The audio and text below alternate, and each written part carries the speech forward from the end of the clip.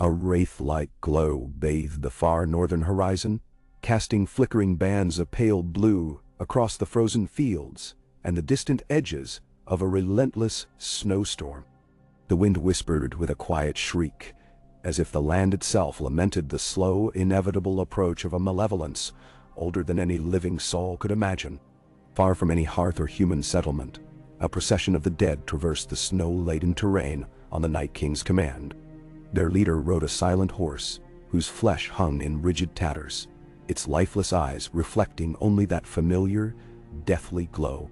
At the forefront of this silent march stood the Night King himself, arm outstretched, as though sensing distant pulses of magic, yet unclaimed. With an air of regal inevitability, he guided his host deep into the wastelands where no mortal footsteps dared to wander. Beneath him, the ice shuddered in response to his presence, cracking in faint lines and murmuring the secrets of the dead beneath. He was no mere figure of legend or fleeting terror in nightmares. He was an ancient force, summoned by the swirling winter storms, and his power nestled in every swirling flake that danced across the sky. Yet tonight, a new call drew him, something more enticing than the living behind the wall, or the lords and ladies who quarreled for a throne of iron.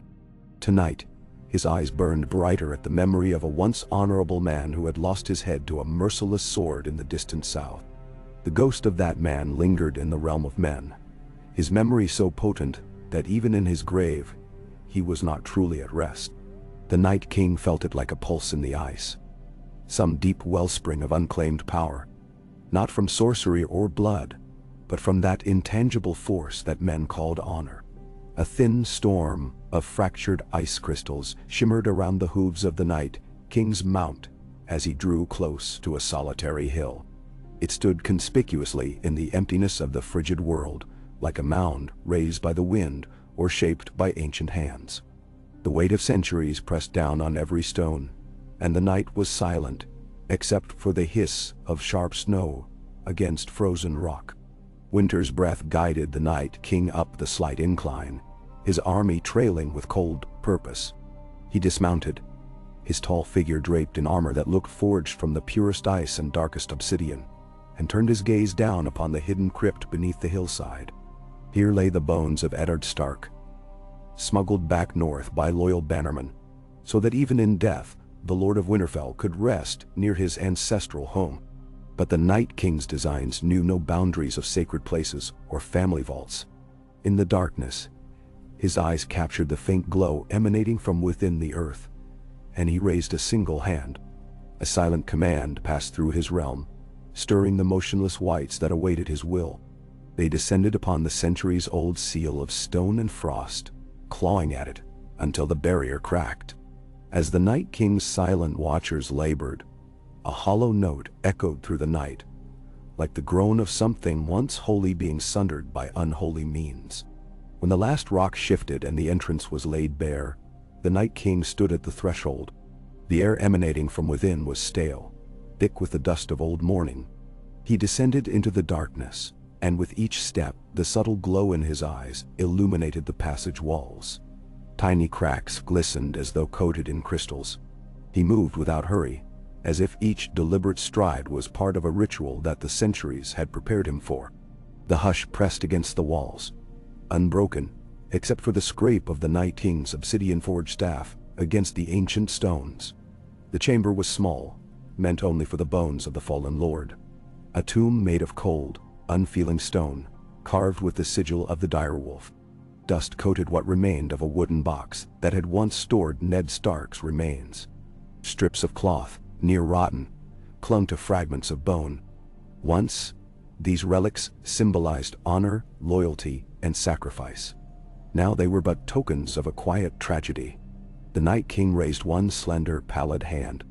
Veins of dark blue magic coursed through his fingers, visible even in the thick darkness.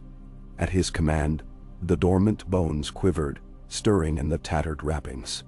A faint shimmer emanated from the empty sockets of a broken skull. It was a testament to the potency of the man who had been. Even separated from flesh and sinew, his essence, his honor, lingered in the crypt, refusing to fade entirely.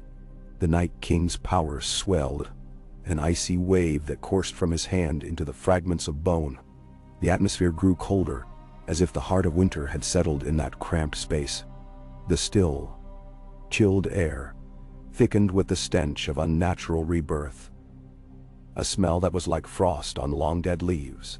Outside, the wind erupted into a sudden wail, twisting the last remnant of any warm current into chilling spirals that whipped across the northern wilds. Within the tomb, light flared from the sockets of Ned Stark's skull, a burst of baleful white blue that forced the whites to bow lower, as though cowed by the magnitude of the resurrection.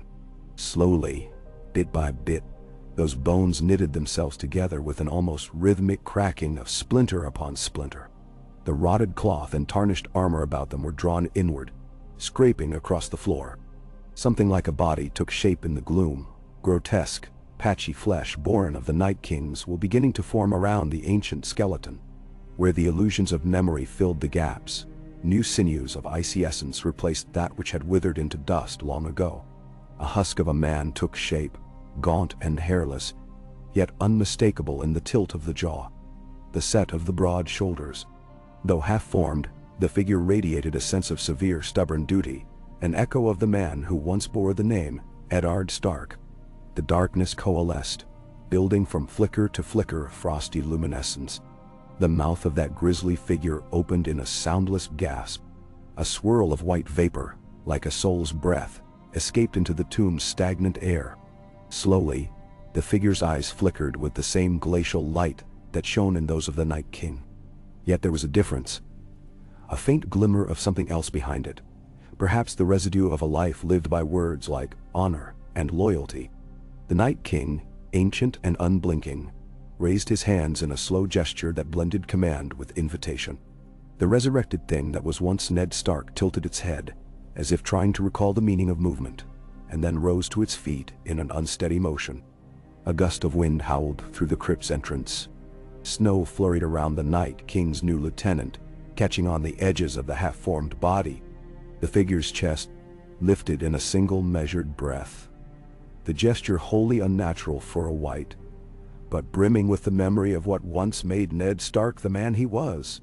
The Night King's expression was inscrutable, his eyes mere mirrors of magic. With a raspy exhale, the newly raised figure stared ahead, no sign of pain or sorrow, only a deep vacancy waiting to be filled with the Night King's command. They emerged from the tomb together, the Night King leading, Ned Stark's wraithly shell following close behind. The Watchers, rows of silent whites in ragged clothing, knelt in the swirling snow, their sockets devoid of all but the slightest flickers of that same grim light. They were the army of winter, an endless legion that the living had come to fear above all else. Now a new presence dwelled among them, a tall and broad-shouldered creature, a quiet echo of the once honorable Lord of Winterfell. Snow clung to his half-rotted clothing, curling into every fissure of newly animated flesh. He was utterly silent, yet the Night King sensed the potential resting within him. More than a simple puppet to be directed at will, but a subordinate of great possibility, molded by the echoes of the man's devotion and sense of justice. That was the intangible power that drew the Night King here in the first place. They departed the ancient tomb, leaving behind the broken seal and scattered stones. The wind carried their presence in long howls. Each step Ned's new form took was hesitant at first, as though testing the boundaries of this dreadful new existence. Yet with every stride across the frozen crust of snow, the unnatural magic that flowed through his limbs grew more potent. His eyes, so like the Night King's, and yet still flickering with some distant memory, scanned the darkness. If he recalled the frozen pine forests of the north, or the vast expanse of sky he had once gazed upon as a living man, he did not show it. Even so, there was an undeniable weight about him, as though the presence of Eddard Stark's past, his duty, love, and regrets, lingered like the faint scent of a long-forgotten dream. The journey stretched across miles of desolate snowfields. A pale sliver of moon peered through rolling clouds, revealing glimpses of the White Walker host snaking across the icy plains. Shadows stretched behind them in grotesque shapes, slender and elongated, adding a silent, haunted beauty to their progress. Occasionally, the ground would crack where concealed rivers of ice coursed beneath. The whites marched tirelessly, their footsteps methodical, leaving a flattened trail of snow in their wake, soon covered by the swirling gusts of winter. Some distance behind, a lone deer-wolf howled, a plaintive sound that rose and fell on the wind. Whether it carried the echo of House Stark's ancient bond with the beasts, or was merely another lost creature of the north, not even the Night King's pale gaze lingered long enough to interpret. Hours passed in the hush of the frozen wilderness. The Night King rode upon the undead horse, as if carved from the same ice as his armor. Beside him, Ned Stark's figure strode with a measured pace, a grim sentinel matching the Night King's movements with eerie synchronicity. If a spark of recognition flickered in those hollow eyes, it remained well hidden. The Night King did not speak, and the whites possessed no need for words. So the only sounds were the relentless hiss of wind, the crunch of snow underfoot, and the occasional groan of ancient ice shifting in the world's deep places. As dawn approached, a dull gray light bled into the sky, illuminating a shallow valley of ice-encrusted boulders and shriveled evergreens. The troop of undead swarmed into the basin, blanketing the area in silence and shadows. A few of the shriveled trees still stood, brittle branches rattling like bones. The Night King surveyed the terrain with an imperious tilt of his head, then raised his staff of black ice. From the gloom, a swirl of white shapes appeared. More whites, some encased in battered bits of armor, others wearing rags, the remains of travelers and wildlings taken by the cold. They answered the Night King's call in one silent wave, forming up and adding to the legion's vast numbers. The new day's light, though muted by the thick clouds, made the frozen armor on the Night King gleam with a chill brilliance. He turned his gaze upon Ned Stark, whose head cocked slightly, as if listening to an unheard question. With a slow, deliberate movement, the Night King extended one slender finger, pointing toward a clearing nestled between two crumbling cliffs. Shadows wavered there, and something, perhaps a living creature, appeared to flit between the rocks. In seconds, a handful of the whites lurched forward, dragging themselves across the snow in pursuit. Ned Stark's figure, however, remained at his master's side, his vacant eyes following the movement with no evident emotion. Yet behind that blank stare, something ancient stirred, a faint echo of the man who once would have protected the realm against threats from beyond the wall. In that clearing, a hapless soul, a man wearing a patchwork cloak of rabbit furs, perhaps a wildling or a cast-out wanderer, scrambled to gather flint and steel. He must have spotted the skeletal horseman, the glimmering eyes in the darkness, and the tall figure who commanded them. Terror etched itself across his weathered face. His hands trembled so fiercely that he could hardly strike a spark. Panic contorted his features as whites began to close the distance, no breath or heartbeat to betray their relentless approach. He managed, in a last-ditch act of bravery, to fling a torch at them. The small flame guttered pitifully against the hissing wind and soon fizzled in the snow. He screamed once, a raw sound that cut through the hollow morning. The Night King observed dispassionately. In mere heartbeats, the whites overwhelmed the man, their motions jerky but unerring, skeletal hands seizing him without mercy. He struggled and moaned, beaten down into the icy ground. Every bit of fight in him was consumed by the unstoppable weight of death. The entire legion watched with utter indifference, save one. Ned Stark's gaze lingered, not with pity or recognition, but something in him seemed to register the man's final, desperate expression. The echo was minuscule but present, a trembling thread in the wave of darkness that enveloped his new form. Some flicker akin to regret, though it was too faint to shape into intention. When the poor soul breathed his last, the whites pulled away, leaving a limp and frosted body behind. Another victim claimed by winter's might. The Night King turned his horse away, satisfied with this display of absolute power. Ned Stark, as though compelled to confirm the finality of it, stooped by the fallen man's side, peering at the still face. He extended one hand, bone-white skin stretched over the newly formed sinews. For an instant, it almost appeared as if he were about to close the man's eyes, a vestige of an old courtesy. But no such gentle gesture came. After a moment's stillness, Ned rose, and the cold wind blew a swirl of snow over the corpse. Then he followed the Night King and the undead host as they moved on, drawn to whatever dark purpose beckoned beyond that valley. Dusk approached again, painting the sky with bruised lilacs and deep grays. The Legion did not rest, did not set camp or light fires. They marched steadily, a ceaseless wave of death heading farther south with each passing hour. Frozen rivers that once served as barriers were crossed by foot, the whites plunging into the frigid waters only to emerge on the other side, silent and unrelenting. Broken villages and abandoned watchtowers fell behind them. In each place, the living had fled, leaving only the echoes of 1,000 small tragedies. Sometimes they found old footprints, left behind by those who had tried to escape weeks or even months ago. The Night King never lingered. His destination lay far beyond these scattered outposts, toward the heart of the realm. Through this endless march, Ned Stark's presence at the Night King's side became an undeniable reality. Where the Night King was the eternal stillness of the ancient cold, Ned Stark moved with a restraint that hinted at memory. His vacant gaze swept over the barren fields and the sagging roofs of cottages that had once housed families.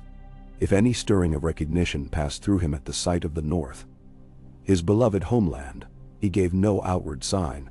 Yet each time they passed a new ruin, he'd slow just slightly, as if straining to recall something of significance.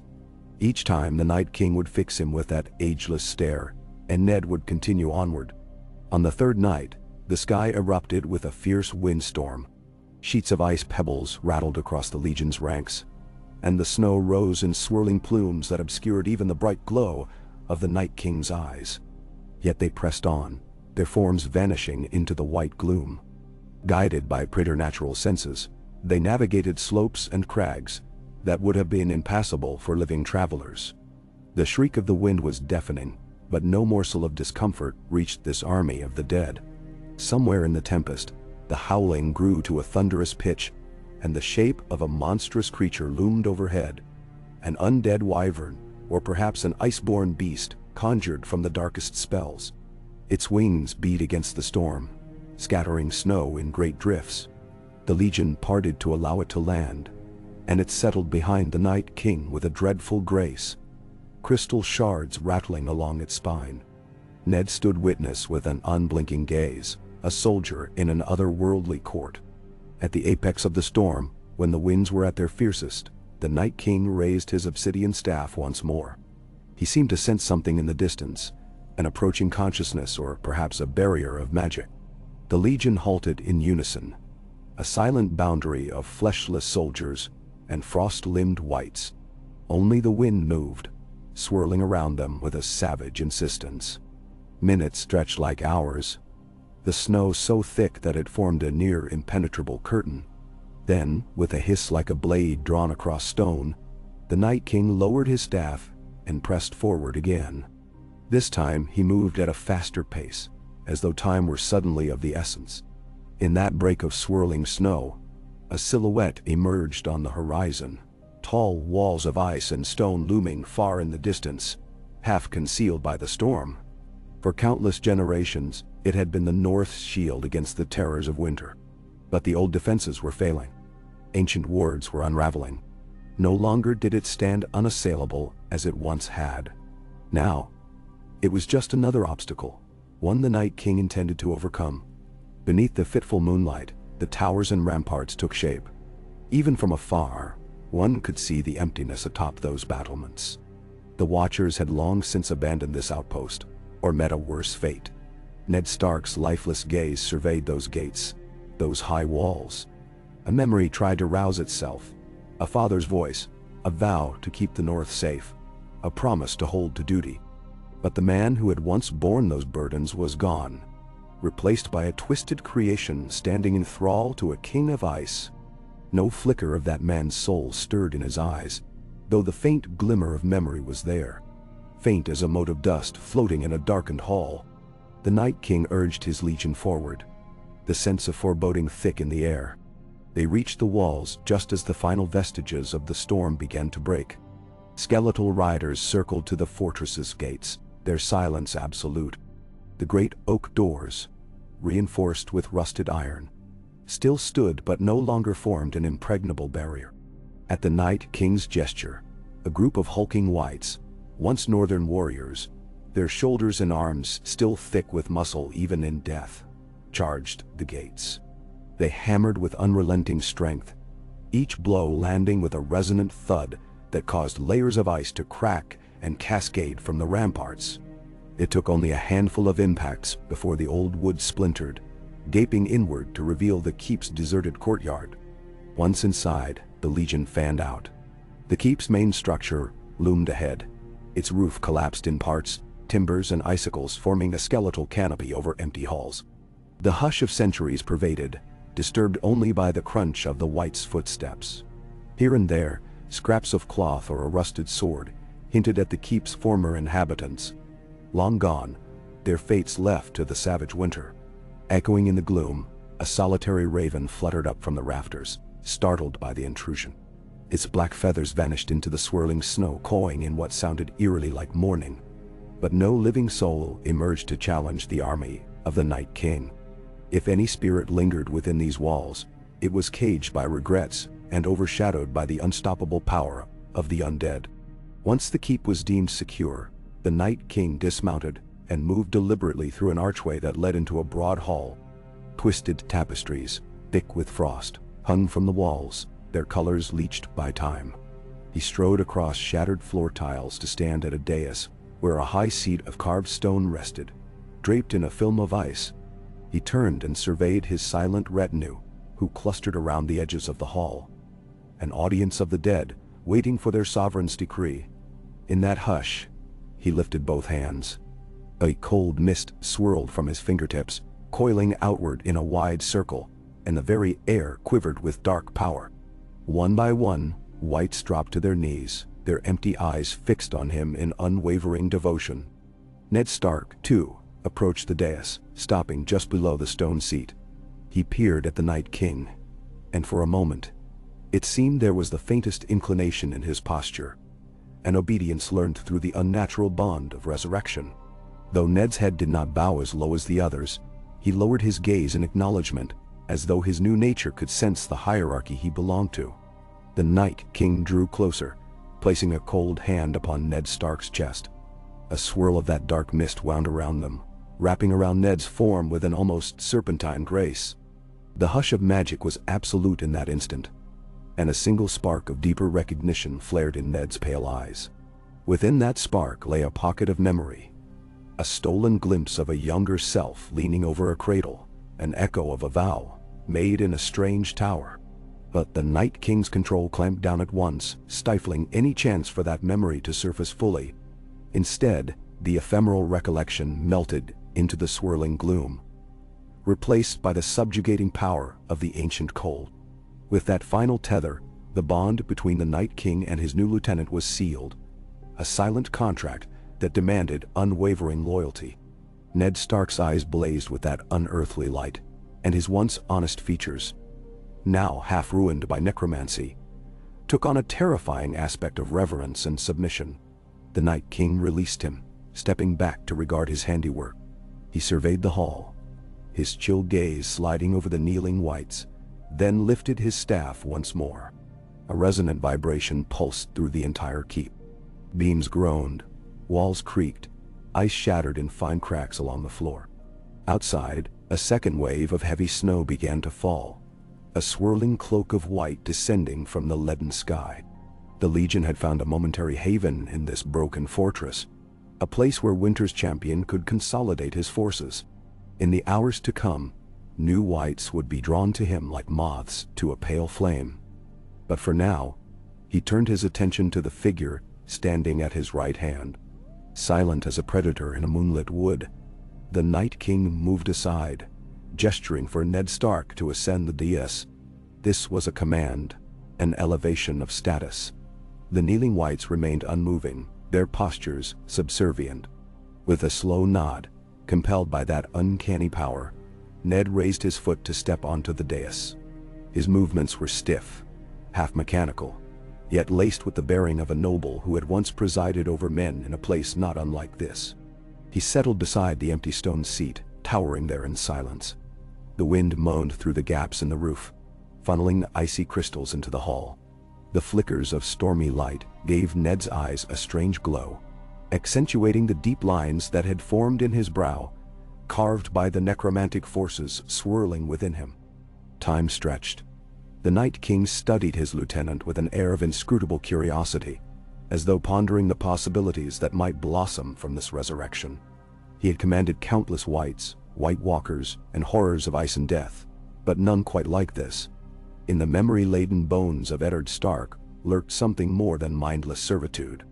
Perhaps that something could be harnessed, a secret that might widen the chasm between the living world and the endless winter that the Night King desired. Or perhaps it would stir only the faintest ripple in an otherwise inexorable tide of darkness. Night deepened, and the storm's fury subsided into a steady snowfall that blanketed the keep's courtyard. Within the hall, the whites remained inert, a silent, watchful guard. The Night King and Ned Stark stood like statues, kings of winter in a realm of the dead. No warmth intruded upon this place. No torches were lit. No hearth crackled with flame to push back the shadows. Yet the brilliance in the Night King's eyes served as a focal point, a ghostly beacon in the gloom. At length, the Night King turned and strode from the dais, heading deeper into the keep's corridors with an unhurried step. He vanished into the blackness, leaving Ned Stark alone in the silent hall. The whites continued to stand watch. Pale eyes shifted occasionally in the half-light, but none rose to follow. Ned's gaze swept across the chamber, landing on the battered banners draped in ice, the broken furniture, and the drifts of snow piling in corners. His expression did not change. He felt no sorrow, no nostalgia.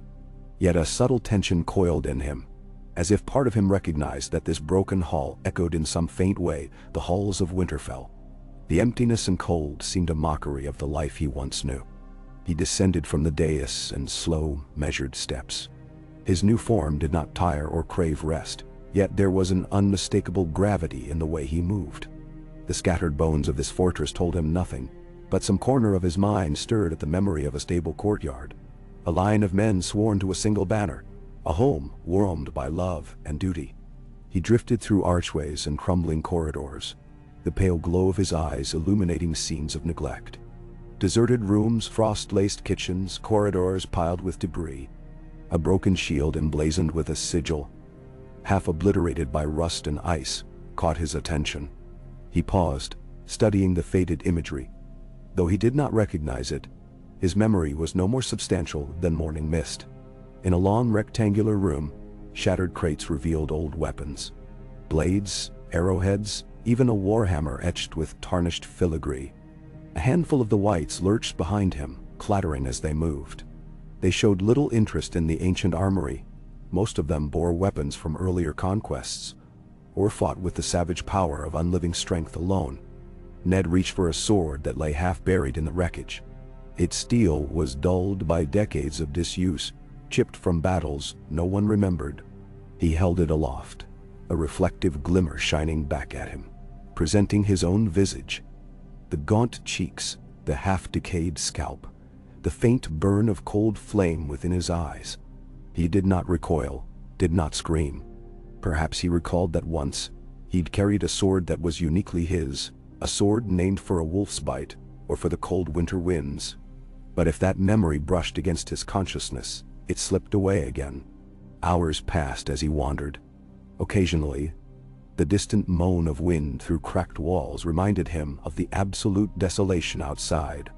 This fortress, once a proud sentinel, was now a tomb for him and his legion.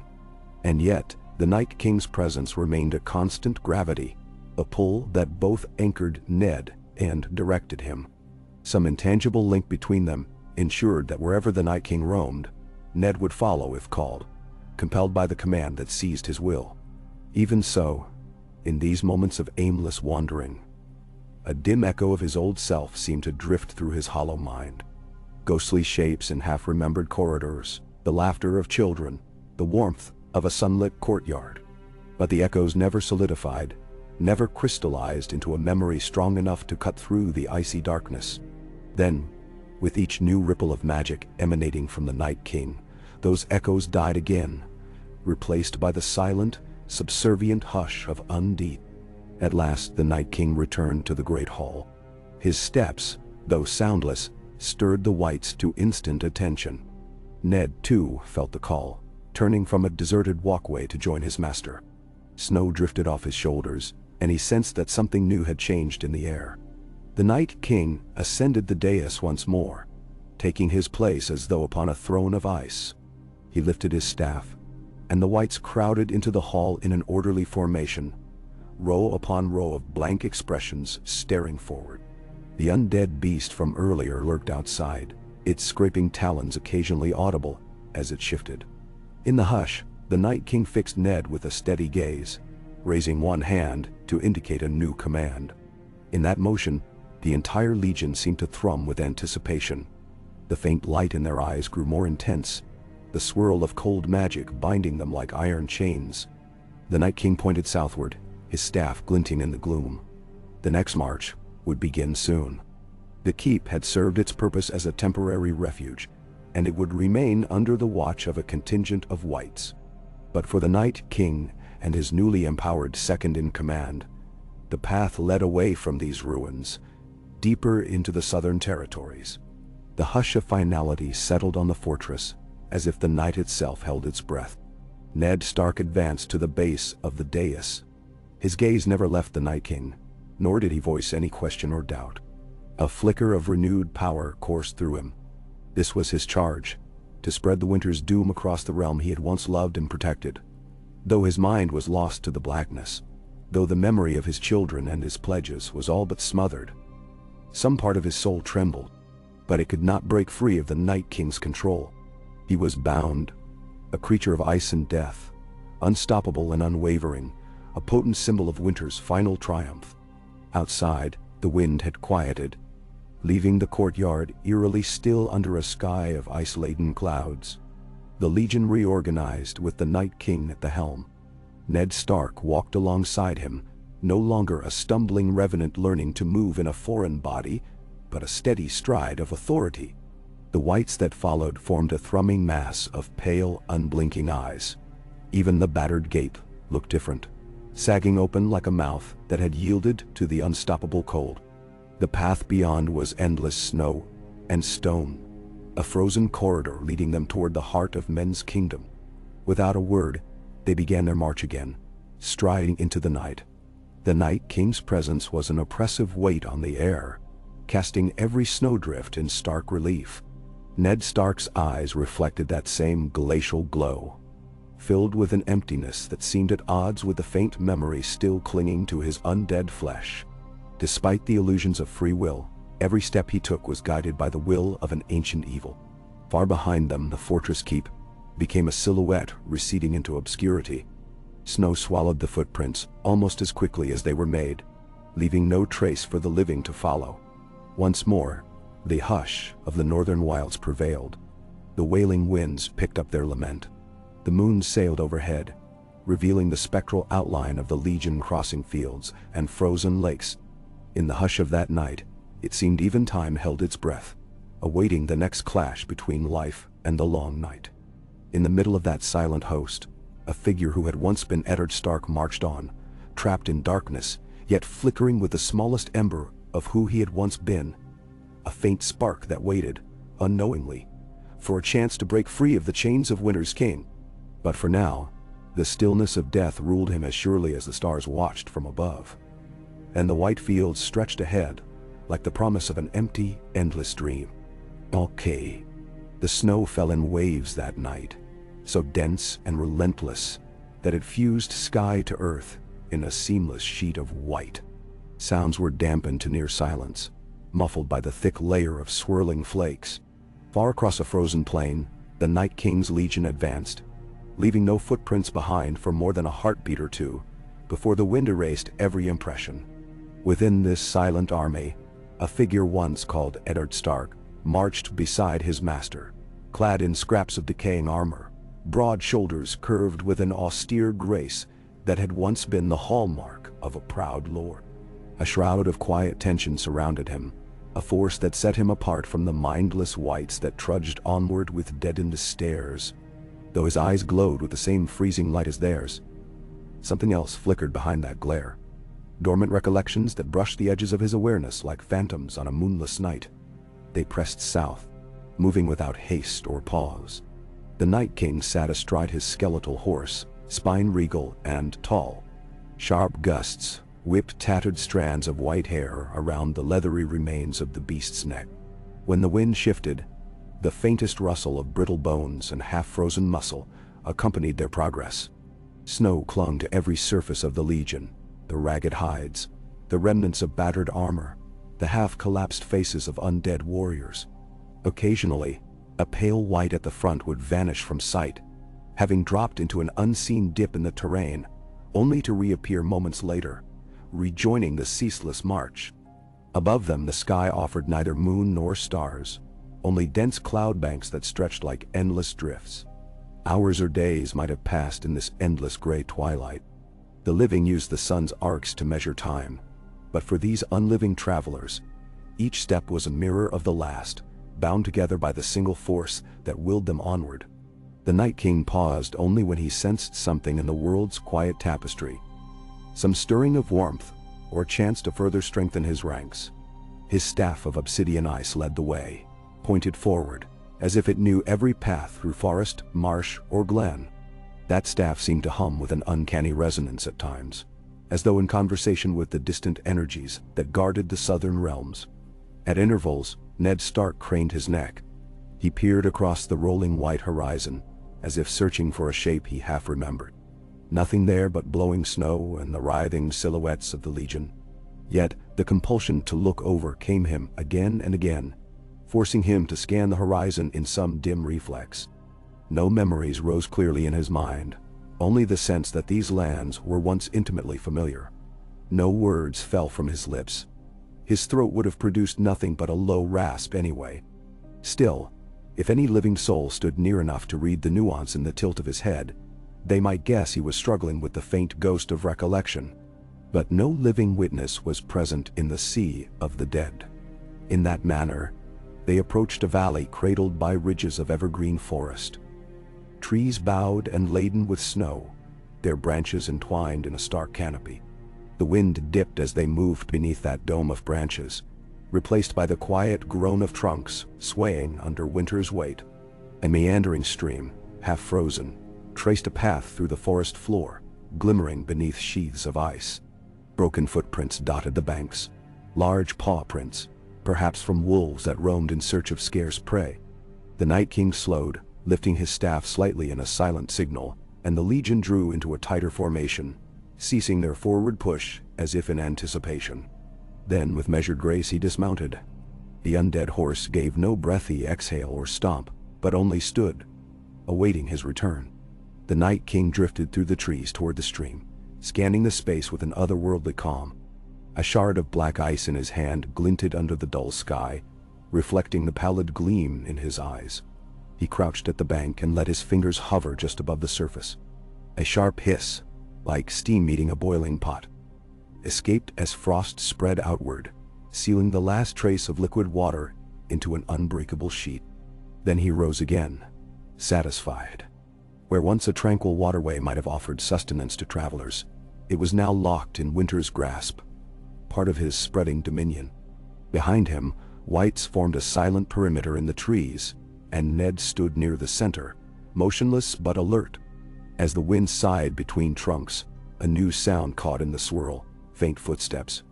They were slight, quick, perhaps a small group of people moving with caution. The Night King turned his face toward the slope leading to the ridge. Beyond the twisted branches, faint shapes moved across the snow. One wore a heavy coat of patched furs. Another leaned on a staff, steps uncertain, perhaps refugees from a distant holdfast, or outlaws wandering between the lonely wilds and deeper refuges. Whatever their reasons, they had stumbled too close. The Night King raised his staff in a gesture that sent an inaudible command rippling through the Legion. Wights converged, slipping between fir trunks and bristling pines. Their eyes kindled with that eerie glow, Some had once been wildlings, their garments still bearing stitched patterns of bones and antlers. Others were huntsmen of the north, swords rusted to useless lumps. Ned, too, advanced, stepping beneath low-hanging boughs that brushed against his shoulders with muffled snaps. The flicker in his gaze intensified when he glimpsed the living shapes on the ridge. From memory, it felt as if he should know them, speak to them, even protect them. But no memory surfaced to clarify this impulse. Instead, the command from the Night King coursed through him like the unstoppable drag of a raging current, pulling him forward. Unaware that death approached, the group of 3 travelers picked their way down the slope, searching for safe ground to descend. One, a woman with a hood lined in fur, paused to consider the best path. Another, an older man with hollow cheeks, braced himself on a staff. They spoke in hushed voices, words lost to the wind. Then the third, a youth who could scarcely have been more than 16, spotted movement below and motioned for silence. He pointed a trembling hand toward the dark outlines flitting between trees. A muffled cry escaped him when he realized what he saw. In desperation, he yanked at the older man's arm, urging them to hurry back up the ridge. But it was too late. The whites surged from the trees, half clothed in rags and battered fur. They came not in a chaotic rush, but with a dreadful, methodical unity, their approach unstoppable. One moment, the travelers were free. The next moment their path was blocked by gaunt figures with hollow eyes. The woman loosed a shriek, rummaging for a small knife at her belt, while the older man tried to steady a short bough with trembling fingers. The youth simply froze, wide-eyed, as if terror stole every impulse except the primal instinct to flee. From behind the whites, Ned Stark came into view. His presence caused the woman to falter mid-scream, and the older man's eyes widened in shock. Some distant rumor must have lodged in their minds. The silhouette of a great northern lord, so famous once for stern honor, now twisted into an uncanny husk. By the time that recognition even began to form, Ned was upon them, his sword, an old battered blade from the keep, lifted in a gesture reminiscent of a warrior ready to deliver swift justice. Yet his purpose here was far from just. The travelers tried to flee, but the circle closed tight. An almost gentle hush fell, as though the whole forest held its breath. The boy turned to run, scrambling back up the slope, but 2 whites blocked his path. The older man managed to fire a single arrow, which skimmed past Ned's shoulder before snapping harmlessly against the trunk of a pine. Then came the inevitable end. A flurry of movement, the whites overwhelming them with eerie silence. No war cries, no howls of fury, only the crack of brittle undergrowth beneath their feet and the dull gasps of the dying. The woman's knife slashed once, slicing through the tattered flesh of a white's forearm, but the creature didn't so much as wince. A moment later, she was seized, her scream ending abruptly as a frozen hand clamped across her mouth. The older man's staff toppled into the snow. The boy made one last desperate dash, but Ned himself barred the youth's way and caught his arm in an iron grip. For a heartbeat, their eyes met. One pair frightened, alive with heat, the other pair empty and filled with winter's glow. There was any flicker of mercy in Ned's expression. It never manifested. The boy let out a choked sob as the undead lord twisted his wrist, forcing him down. In that final instant, a memory pricked at the edges of Ned's awareness. A fleeting glimpse of a hand pressed gently to a young head, a promise made in a sunlit courtyard. But the Night King's will snuffed it out before it could ignite. With no sign of hesitation, Ned's sword arm rose. The blow fell. The hush of the forest returned, weighted with the tang of freshly spilled blood. When the Night King emerged from the shadows, the travelers lay motionless in the trampled snow. 3 more lives snuffed out under the relentless push of winter's dark army. The whites released their grip, letting the bodies slump. No words passed between Ned and his master, yet an understanding was conveyed. These newest victims could be raised to bolster their forces, if the Night King chose. With an almost perfunctory gesture, the ancient ruler swept his staff over the bodies. A wave of icy power rippled across the clearing, making the tree limbs quiver. Even the deeper layers of snow stiffened into ridges of frost. A moment passed, then the bodies stirred. fingers spasming in the blood-soaked drifts. Ned watched impassively as the boy sat upright, eyes blank. All trace of terror gone, replaced by that same baleful light. The woman and the older man also rose, heads lolling, not quite in control of their new forms. The cords of death had bound them. They staggered into place behind the other whites, forming a new rank. Their gashed wounds no longer bled, sealed by the Night King's influence into a grotesque mockery of life.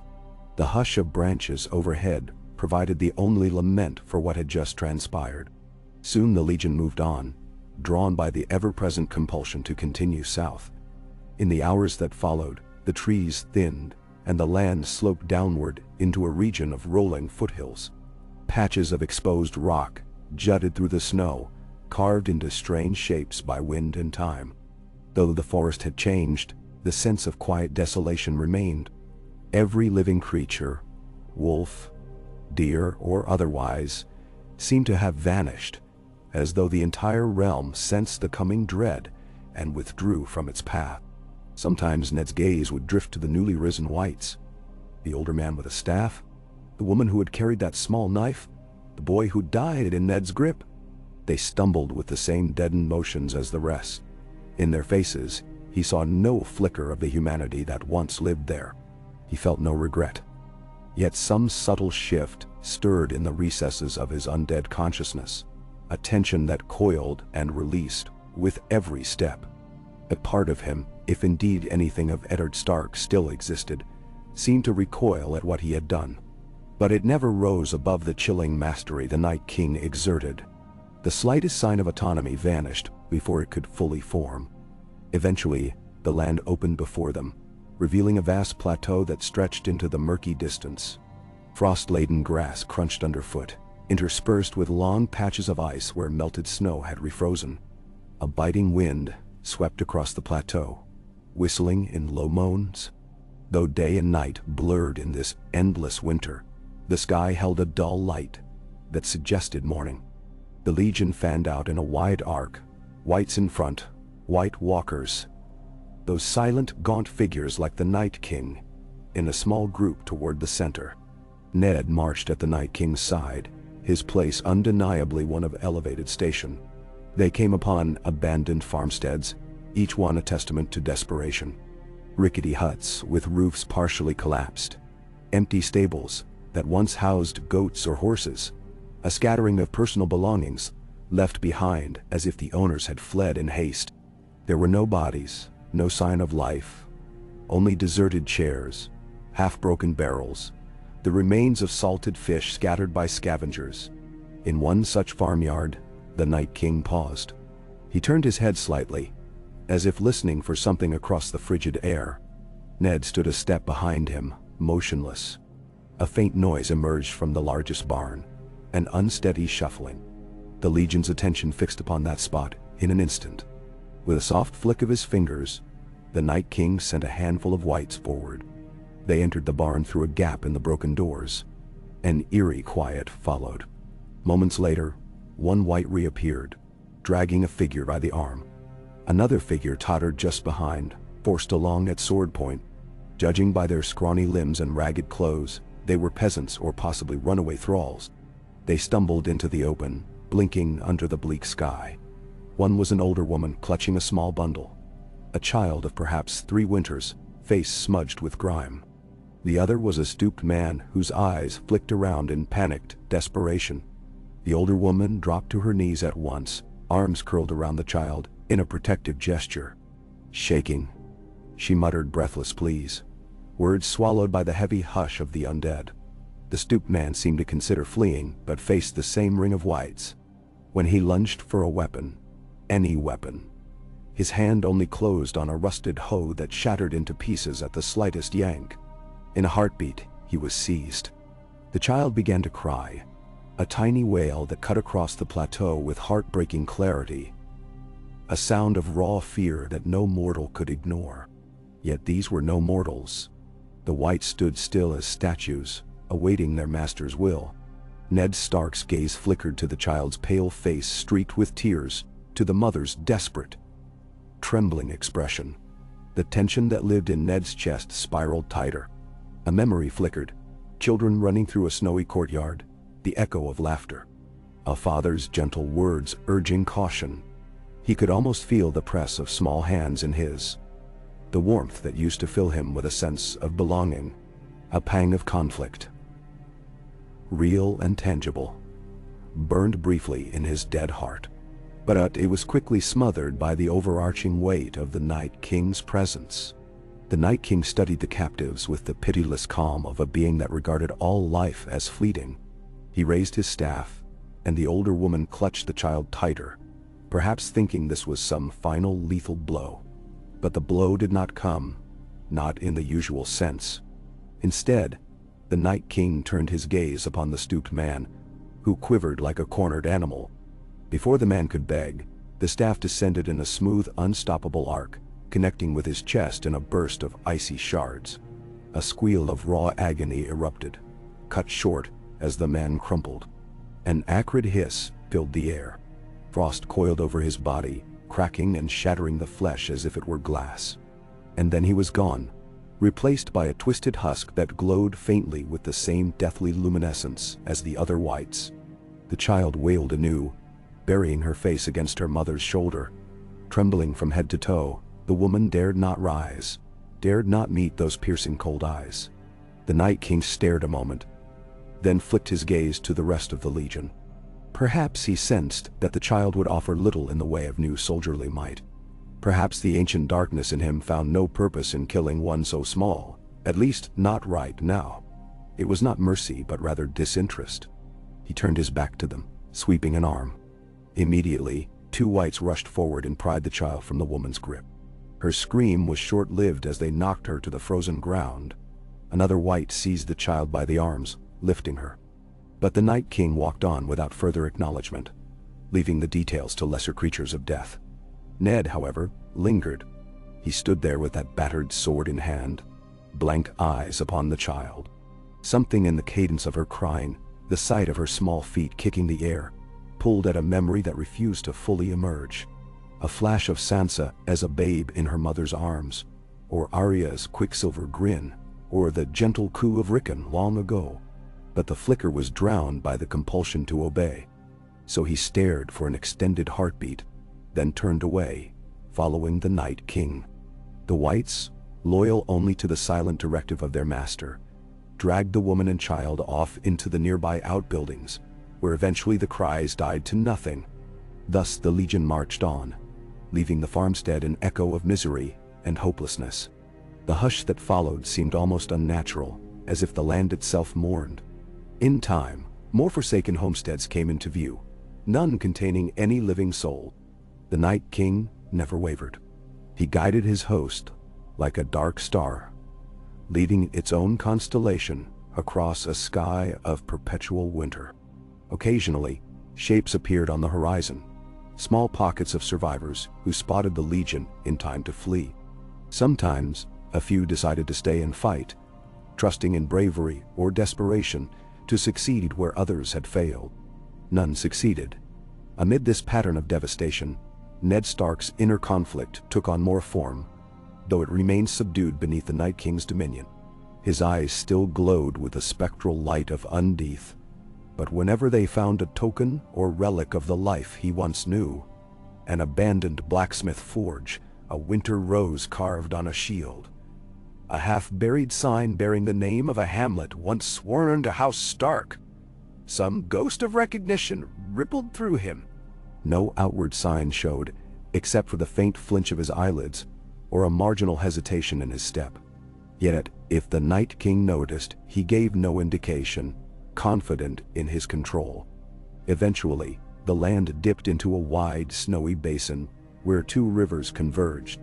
Both waterways were mostly frozen, but in places, dark water glinted beneath the thinning ice. Even from afar, one could see a cluster of wooden walls, watchtowers, and gates.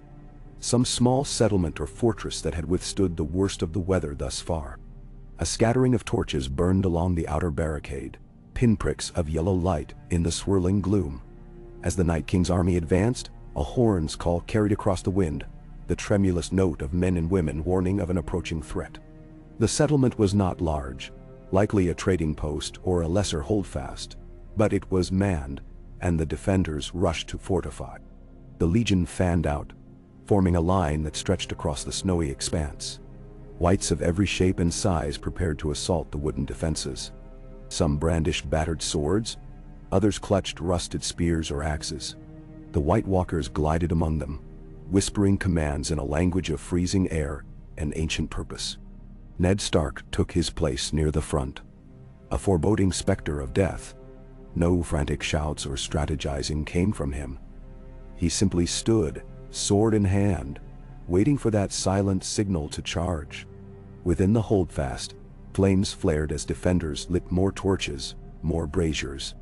A few archers dotted the ramparts, arrows trained on the approaching horde. The wooden walls were spiked, some attempt to repel climbing attackers.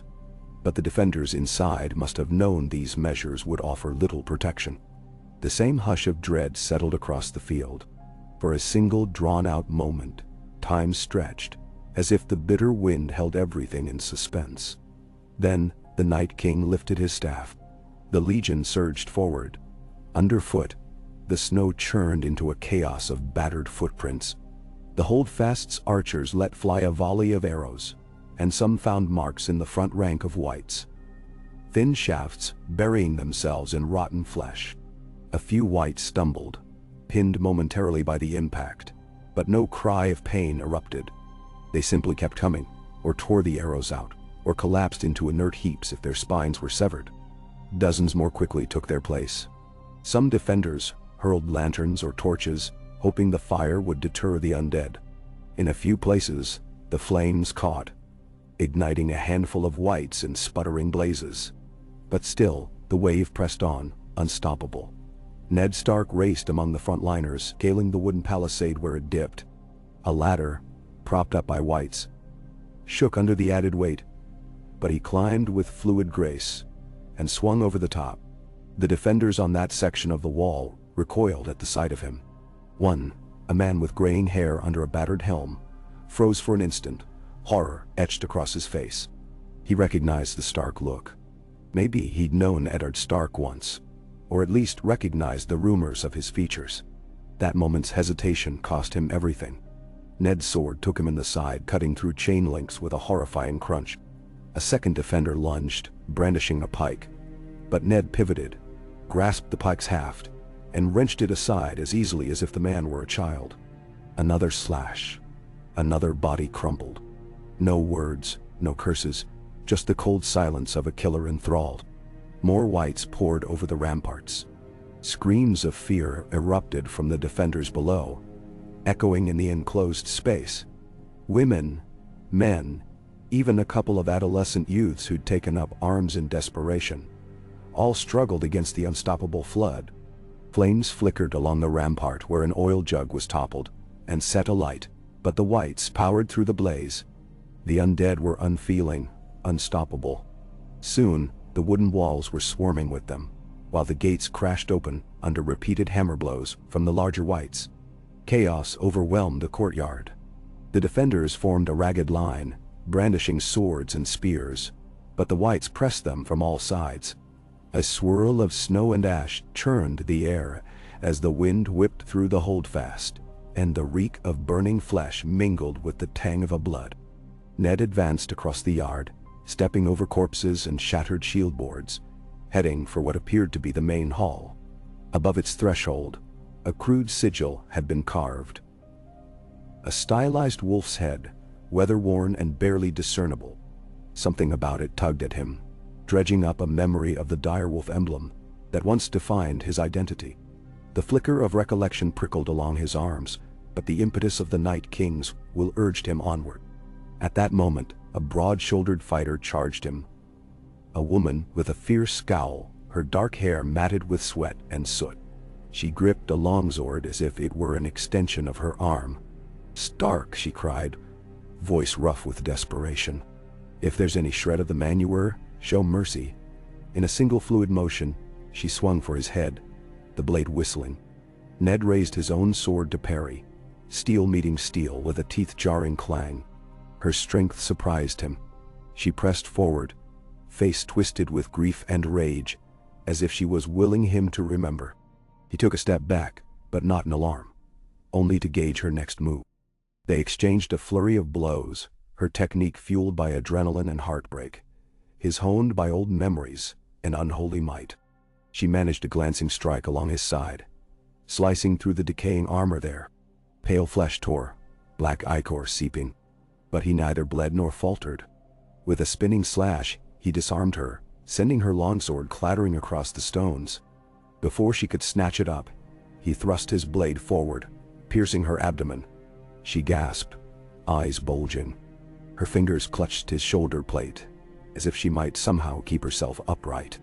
He stared into her face. For an instant, the intensity of her gaze seared through his undead haze, and he almost flinched.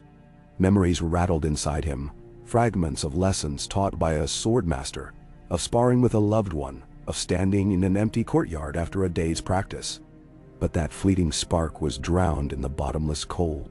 She slid off his blade and collapsed, blood staining the snow bright red. By then, the holdfast defenders were nearly spent. The whites had taken the ramparts, the courtyard, and forced entry into the buildings. Shouts of panic gave way to muffled sobs and scraping steel. The Night King strode through the broken gate, surveying the carnage with his timeless indifference. A swirl of snow eddied around him, dancing with sparks that drifted from the scattered fires. One by one, the few surviving defenders were cornered, their weapons knocked away. Some tried to surrender, dropping to their knees, hands lifted in pleading. No quarter was given. The whites descended, pulling them under in that silent avalanche of death. Without warning, the Night King seized one of the dying defenders, a tall man with a rough beard, pinned to a post by a spear. The Night King's hand wrapped around the man's throat. A crackle of black frost spread from his fingers, climbing the man's jaw. The man convulsed in agony. In a matter of breaths, he slumped, and his eyes took on that terrible white-blue glare. Another soldier joined the army of the dead.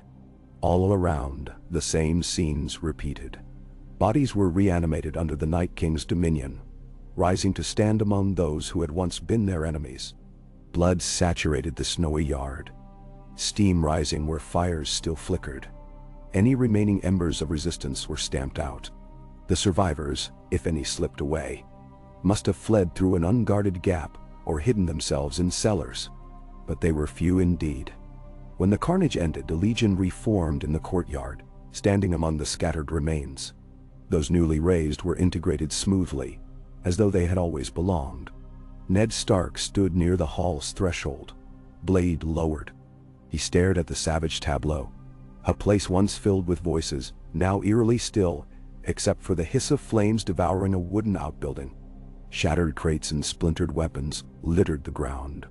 The once proud walls were blackened by patches of soot, and in the midst of this destruction, the Night King's presence loomed, a silent nucleus around which all the misery orbited. A tremor of memory lurched within Ned. He recalled a different courtyard, a place of camaraderie and warmth, where duty was balanced with compassion.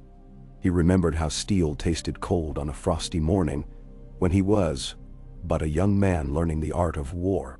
He remembered forging alliances, swearing oaths, striving to be just.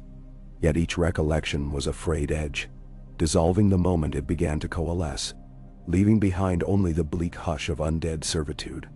The Night King moved to the center of the yard, stepping over corpses as though they were stones in a stream. He raised his staff to the sky. A sudden gust swept through the broken gate, swirling around him, churning the falling snow into a vortex. For a span of heartbeats, the wind howled with an intensity that rivaled a lion's roar. The staff pulsed with lethal cold, sending a wave of that necromantic chill outward. Every dead body in the holdfast, and there were many, trembled in unison, then rose jerkily to its feet. Among the newly risen was the woman who'd pleaded with Ned mid-battle. She now stood in a silent row, the wound in her abdomen a gory, frozen mass. Her eyes blazed with the same light that swirled in Ned's. If she recognized him or felt any personal vendetta, it remained locked behind the Night King's thrall. Her limbs creaked as she stiffened into the posture of a white, ready for orders. The entire courtyard was transformed into a quiet afterlife. Torches guttered low. Ash and snow drifted together in little piles. The living were gone. Only the dead remained, bound in icy devotion to the ancient king who had conquered them all. In the hush that followed, the Night King turned his gaze upon Ned Stark, a silent acknowledgement passing between them. Whatever small glimpses of memory had tugged at Ned's thoughts meant nothing against this unwavering bond. He was lieutenant, chosen and empowered, beyond the typical rank of the mindless. And so he stood, a bastion of that unstoppable winter. They lingered in the holdfast for a time. Some wights rooted through storerooms, discarding anything not required. Others dragged battered timber to choke out the last flames that crackled against walls. The Night King surveyed everything with the gaze of a conqueror, each shadow falling under his dominion. In one of the smaller chambers near the back of the courtyard, a handful of wights tore open a trapdoor and discovered 5 cowering people. 2 of them children, huddled among crates of salted fish.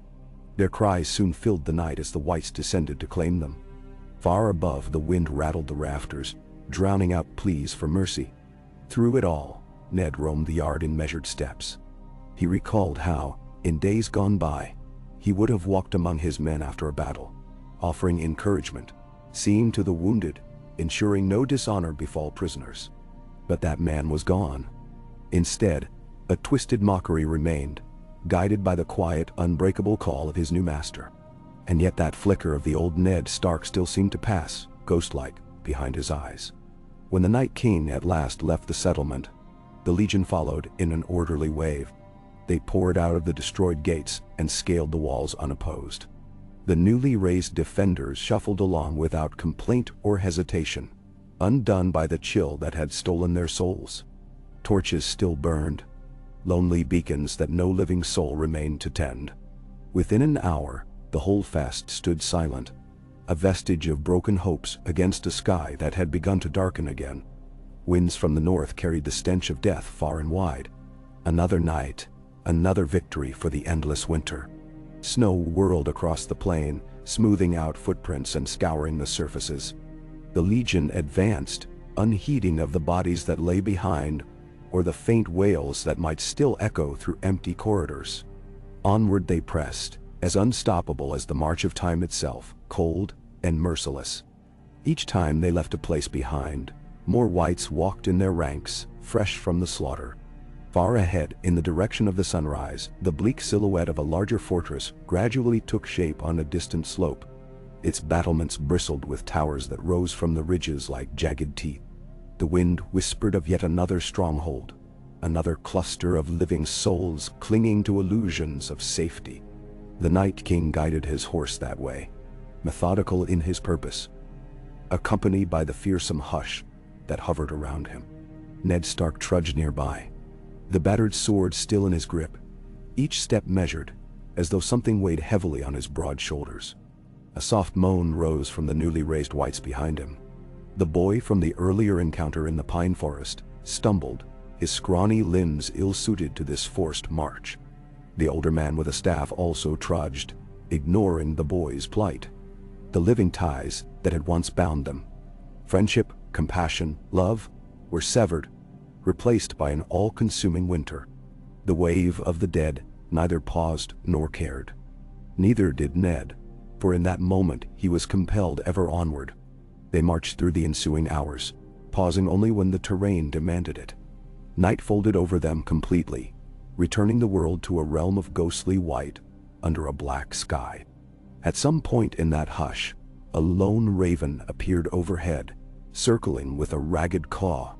The bird lingered, perhaps drawn by the stench of death, perhaps by some deeper sense of impending doom. It seemed to watch the legions progress with wary, beady eyes.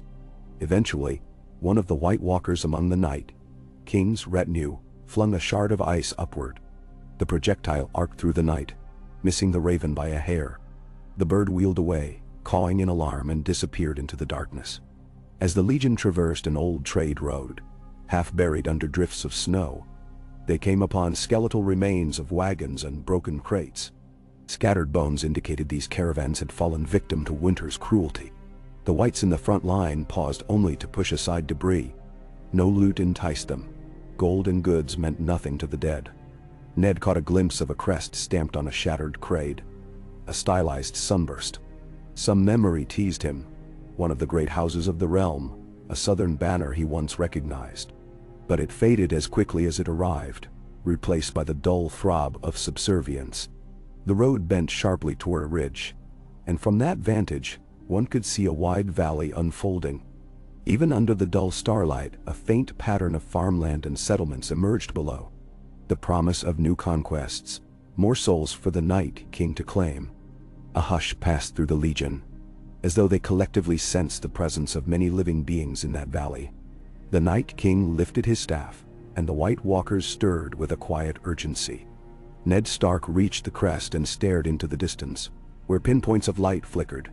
Farmhouses or hamlets that had not yet heard the stories of an undead force that left no survivors. With a single sweep of his arm, the Night King indicated the path they would take. Dozens of whites lurched forward, descending the ridge, the fresh snow capturing the shuffle of their every step. Ned Stark followed, expression empty, blade at his side. But inside him, the faintest echo of a heartbeat pounded against invisible chains. In that echo lived the memory of a vow to protect the realm of men, a vow long overshadowed by this endless night. Still, it throbbed, weak yet persistent, a spark that refused to fade completely. He felt it rise once more, that stirring of conflict. If there was any power left in him, could he turn the sword on his master? Could he stay the Legion's path? But each time these thoughts threatened to solidify, the Night King's presence crushed them with a wave of unstoppable will. That ancient bond forged in the crypt of his very bones was too strong to break by mere flickers of conscience. The wind whipped around them, carrying only the Night King's wordless command. Ned lowered his head, continuing the march. Soon, the valley embraced them with softly rolling hills. The cold here was no less savage, but there was a hint of something else in the air. A sense of a boundary, as though they were entering a domain that possessed different lords, different loyalties. The moon peeked through a rent in the clouds, illuminating a cluster of thatched roofs. Smoke curled from a few chimneys, defying the winter night in an act of quiet bravery. Ned remembered the comforting warmth of hearth fires, though that recollection felt more like a dream than lived experience. Beneath the cover of darkness, the Legion fanned out, preparing another surprise assault. The living here suspected nothing. No horns blew, no watchers rang alarms. The first sign of trouble would be the sudden appearance of whites emerging from the gloom. Ned silently approached the largest building, flanked by a handful of White Walkers. In the yard, a couple of dogs caught the scent of something unnatural and began to bark. But the barking ceased when an icy spear pierced the ribs of the leading dog, and it collapsed with a whimper. The second dog yelped and bounded away, disappearing into a dark orchard. Inside the building, which appeared to be a tavern or common hall, torchlight threw long, dancing shadows on wooden walls. Laughter spilled out through ill-fitting shutters. Villagers or travelers sat at rough-hewn tables, sharing mead or stew, oblivious to the doom that advanced upon them. For a single instant, Ned paused at the threshold. The voices within stirred something in him. Memories of camaraderie and nightly gatherings at Winterfell. The warmth of shared drink and conversation. He hesitated, an almost imperceptible shift in his stance. Then the White Walker at his side raised an arm, launching shards of frozen air at the door. The wood buckled inward with a crash. Splinters sprang across the room. The laughter died instantly. Shouts of alarm and confusion erupted as the dead poured in. A few men scrambled for weapons. Daggers, a wood axe behind the bar. A sword hung above the mantel for decoration. It made no difference. The whites descended in a wave, knocking aside chairs, overturning tables. The stench of terrified sweat mingled with the odor of stale ale. A woman tried to lift a cudgel, only to be impaled by a spear of shimmering ice. A man lunged at Ned with a broken bottle, but Ned swatted him aside with a single blow. Among the chaos, a traveler with a more practiced air sprang onto a table, brandishing a short sword. His stance said he'd fought before, and his eyes were sharp, scanning for weaknesses. With a cry, he engaged Ned directly, steel slicing the air in a cunning arc meant to slip past Ned's guard. But Ned met the blow with inhuman speed. The swords clashed with a clang that made the rafters vibrate. Sparks danced in the smoky air. They locked blades, faces close. The traveler's eyes widened when he recognized the stark emptiness in Ned's. Despite his skill, he was no match for undead might. Ned shoved him back, toppling him off the table. The traveler landed awkwardly, losing his grip on the sword. Ned's blade descended in a swift, merciless strike that silenced him instantly. All around, shrieks gave way to gargling moans or the final hush of death. The White Walkers strode through the carnage, elegantly lethal, while the Whites advanced with mechanical cruelty. Within mere moments, the once lively hall was a ruin of splintered timber, smashed crockery, and bodies splayed at impossible angles. Lanterns flickered on the walls, casting shadows of carnage onto the floor. Some of the fresh dead were already stirring, eyes flickering with the first hints of reanimation. Ned stepped over shattered mugs, ignoring the spilled ale that pooled near the bar. The vile swirl of dark magic in the air made the torches hiss and gutter, casting fitful light on the fallen. The White Walker at his side turned toward the door, stepping over corpses with disdain. Behind them, a woman's soft whimpering broke the hush. She was pinned under a fallen beam, alive but grievously wounded, eyes reflecting the chaos around her. Her trembling lips formed words that might have been a prayer or a plea. Ned paused, turning his cold gaze on her. For half a heartbeat, he sensed a pull, some faint memory that told him once he would have knelt, maybe tried to save her. That memory vanished in the next heartbeat. He continued on. Outside, the rest of the settlement fared no better. The few houses that dotted the road were broken into, windows smashed, doors kicked in. People tried to scatter, fleeing into the fields or orchard, only to be brought down by Whites. Flames spread where overturned lamps ignited thatched roofs. The entire valley settlement was enveloped in the conflagration of a swift, merciless attack. The Night King watched from a small rise, impassive, as was his eternal manner. The swirling snow reflected the glow of distant firelight, turning the world into a paler nightmare. By the time the night wore on, the settlement lay in ruins, and every living soul had been dragged into the grip of death or forced into flight. The Night King's army swelled with new recruits, their eyes glowing like frosted embers in the gloom. Everywhere, the hush of the undead replaced the once vibrant hush of sleeping farmland. Smoke coiled upward, meeting the murky clouds in a swirling mass that blotted out the moon. In the waning hours before dawn, Ned stood among the flickering remnants of the tavern's fire. Sparks danced above the collapsed roof, drifting into the swirling snow. He could still hear the faint sputter of dying embers, the crackle of charred timbers. Whites moved around him like shadows, carrying out final orders, collecting any unburnt grain, destroying anything that might serve the living as a resource. He took a step over the threshold, catching a glimmer of moonlight reflected in a puddle of spilled ale. He stared at that reflection, half expecting to see a different face, one with warmth and conviction. Instead, he saw the hollow visage of a revenant lord, bound to an unholy cause. Beyond the settlement, the Night King and his White Walkers were assembling for the next push. Their objective lay deeper in the south, in the more populated regions. Castles, cities, all would eventually feel the winter's chill. Ned sensed the unspoken summons that tugged him forward. Something in him resisted, a faint tension that threaded through his limbs. Yet he could not disobey the inevitable drag. So he trudged away from the smoldering wreckage to rejoin the endless march. As dawn's pale gloom began to break, the Legion set forth again. Snow sifted from the sky in a steady drizzle, and a wind rose out of the north, biting at the ragged clothing of the Whites. The horizon lay vast and open, a kingdom of white to be conquered. Far in the distance, gullies and hills rolled like sleeping giants, a patchwork of winter's domain. The unstoppable force moved, carrying with it the memory of every fallen holdfast, every ravaged village, every plea for mercy left unanswered. Ned Stark, Lord of Winterfell in another life, walked at the Night King's right hand.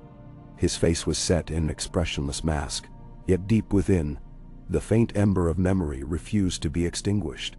For now, That ember was too weak to challenge the iron will that shackled him. He was forced to march onward, a living symbol of broken vows and a kingdom's despair. And so, with the last whirls of smoke disappearing into the overcast sky, the Legion pressed on, one step at a time, leaving behind a scorched trace of sorrow.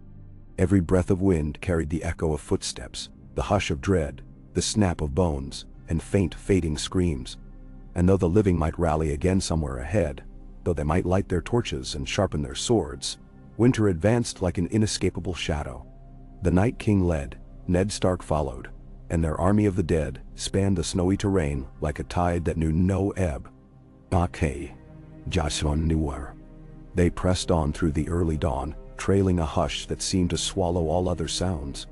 The snow in this part of the realm fell in a curtain of dense flakes, piling ever deeper as the Legion advanced. The howling wind had quieted for now, giving way to a stillness that made every echo of creaking armor or rattling bone eerily distinct. The Night King rode at the forefront, his skeletal mount crunching through the drifts. He guided them across a hinterland of shallow valleys and sloping hills, a place once dotted with scattered farms and faint game trails. Now the fields and paths lay smothered by frost, lost under countless layers of white. Ned Stark walked in silence. The battered sword he carried hung at his side, tip occasionally dragging through the snow. His eyes, lit with the same unholy radiance as all the whites around him, seemed to focus on nothing. Yet beneath the frigid constraint of necromancy, some flicker of self-awareness tugged at him in fits and starts. In his mind, he felt faint remnants of old memories struggling to surface, faces blurred by time, the clang of swords in the training yard at Winterfell, children's voices echoing through stone corridors. Whenever these shadows of the past threatened to form, the binding that tied him to the Night Kings will clamped down, smothering the recollections before they could fully bloom. They followed an ancient route. Though the stones were lost to the snow, Ned recognized the subtle rise and fall of the terrain. A road had once passed here, leading from outlying hamlets toward a larger settlement. Days or weeks of forced marches had fractured the sense of time. It no longer mattered to the undead how far they traveled or how long it took. By the Night King's design, they had destroyed everything in their path, leaving only silence in their wake. No birds fluttered now, except the occasional raven that circled at a safe distance, waiting for scraps. Even the trees, their limbs heaped with snow, appeared half dead in this endless winter. Out along the horizon, a haze of pale light crept beneath steel-gray clouds. It offered no warmth. From somewhere beyond the hills came the call of wolves, long, wavering notes that lingered like ghosts. The Legion paused at a cluster of ragged pines. The Night King dismounted, gliding over the snow with that predatory stillness only he possessed. He lifted his staff to the wind, a gesture of near ceremony. A tremor passed through the ranks as if every white and white walker attuned themselves to some silent refrain. Even Ned felt a ripple of energy course through his limbs, tightening the invisible chains that bound him. Without warning, a handful of white walkers peeled away from the main body of troops and vanished among the frosted pines, scouting the terrain or perhaps drawn by some sign of the living. The rest of the army fanned out, standing motionless, rows upon rows of vacant eyes glowing with death's light. The hush was total. Every breath of wind seemed to hush itself in the presence of the ancient king.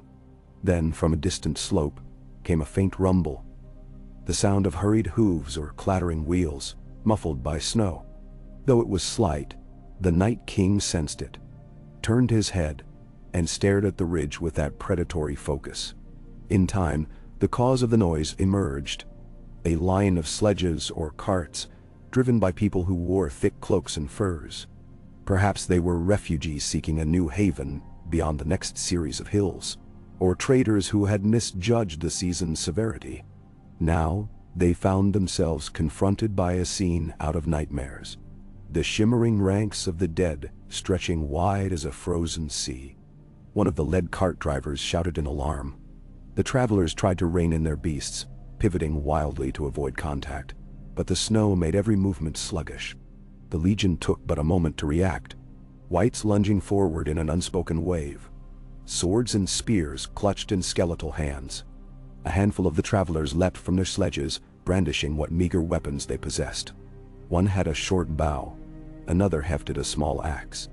A woman in the rear of the line seized a rusted sword from under a cloak.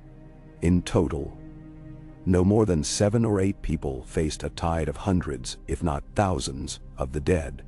Some tried to flee immediately, whirling their horses and mules, whipping them into a terrified canter.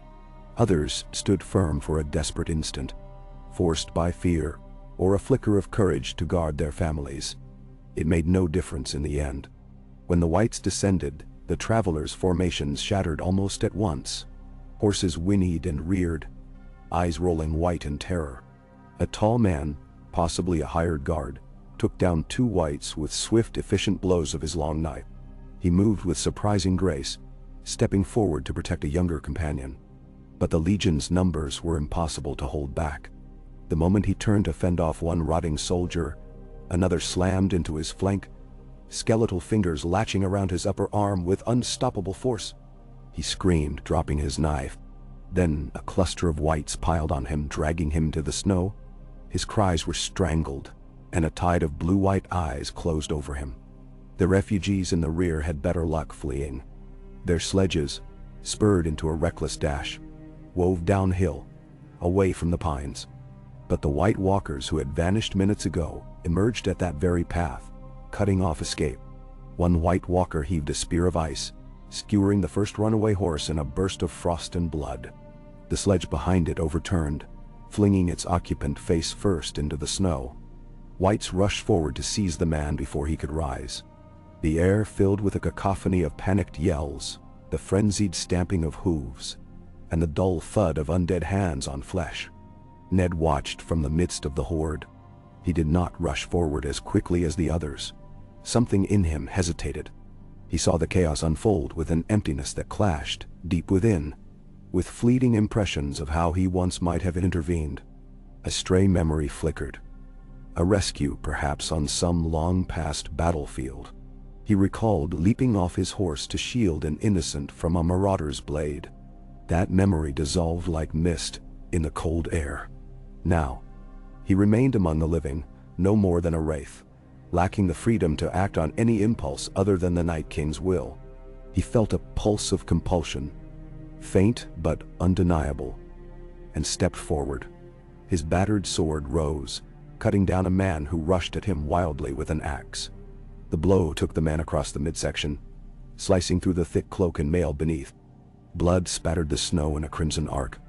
The man let out a sharp gasp, twisting away, but Ned caught him by the shoulder and ended him with a second strike. Then, like a pair of puppet strings reeling him elsewhere, Ned turned to intercept a youth who sprinted for the tree line, desperate for cover. The boy saw Ned at the last moment and tried to swerve, boots sliding on slick snow. Ned's sword lashed out, and the boy collapsed with a startled cry. Silence soon claimed him too. Within minutes, the travelers lay scattered like broken toys. The whites began their grim harvest, dragging bodies into a loose pile. Some of the animals still kicked in terror, pinned beneath shattered sledges. The Night King observed from atop a small rise, staff gripped in one hand, unmoving. A harsh wind soon picked up, rocking the trees, sending waves of blowing snow swirling across the carnage. One of the travelers, a woman with a heavy scarf around her face, still lived, pinned under a dead horse's flank. She coughed weakly, her breath misting in frigid air. A White Walker yanked the horse's carcass aside and seized her by the arm, hauling her across the snow until she flailed for breath. Then it stood over her, silent as judgment. The woman, too terrified to scream, stared up into those icy eyes, witnessing her doom. The Night King descended the rise and stood in front of the battered and bleeding survivors. He extended his staff, letting frost condense on its tip. A swirl of unnatural cold radiated out, and the whites stepped back to form a wide circle, leaving the living to tremble in its center. Ned arrived a moment later, sword still dripping dark fluids.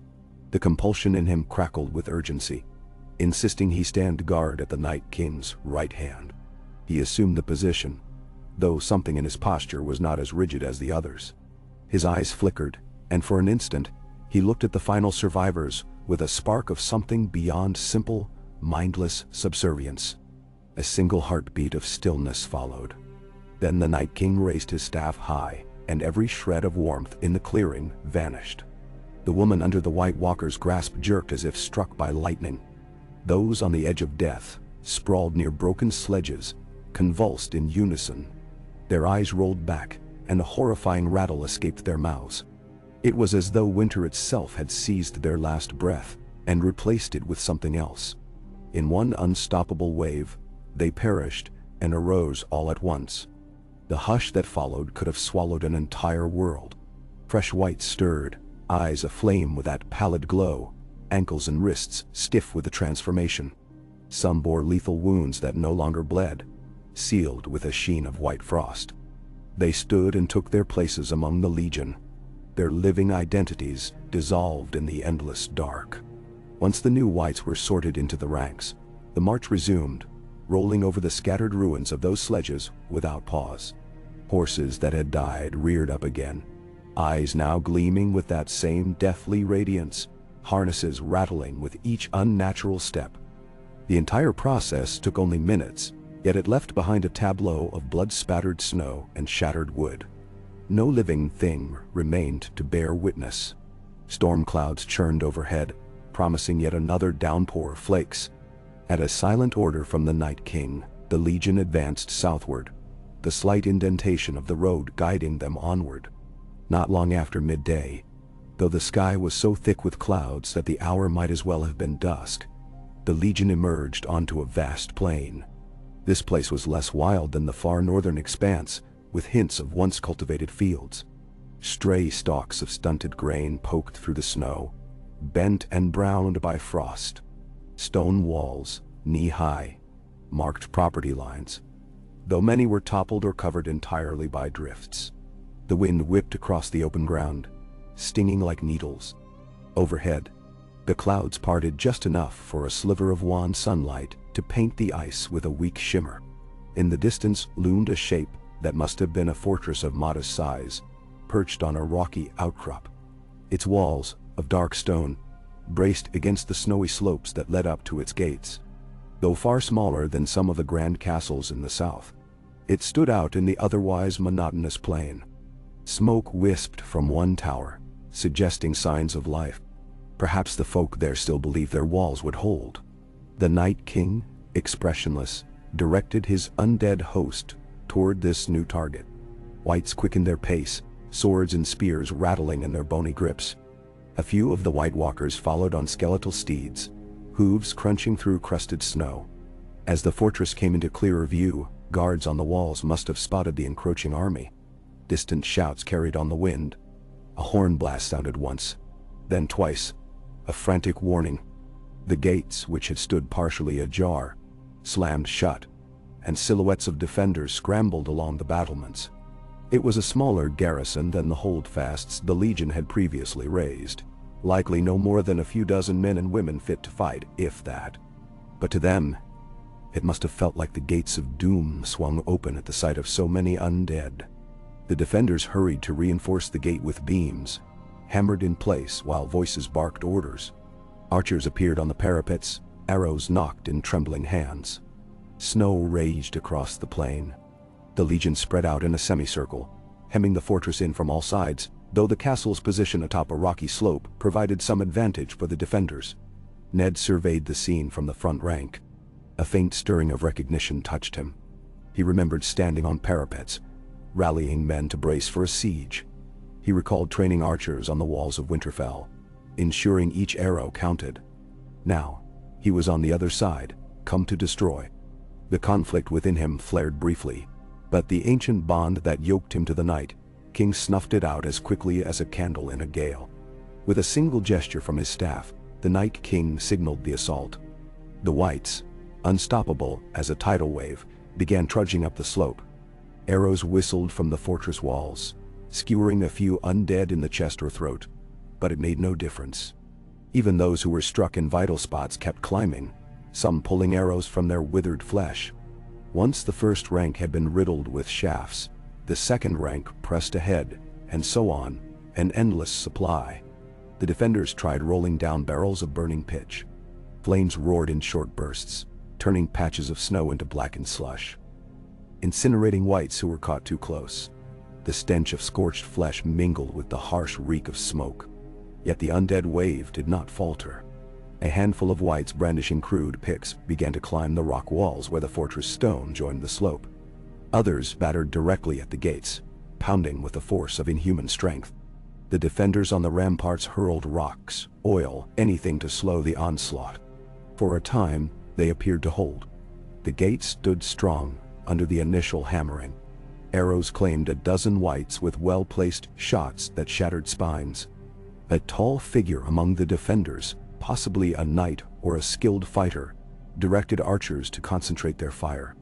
Another figure wearing a cloak of faded green raced to and fro, distributing torches to keep the pitch fires alive. Each defender fought with a desperation fueled by the knowledge that no mercy awaited them, should they fail. Yet the moment the White Walkers themselves joined the fray, the tide turned swiftly. Lean and swift, they advanced with cunning that surpassed their mindless whites.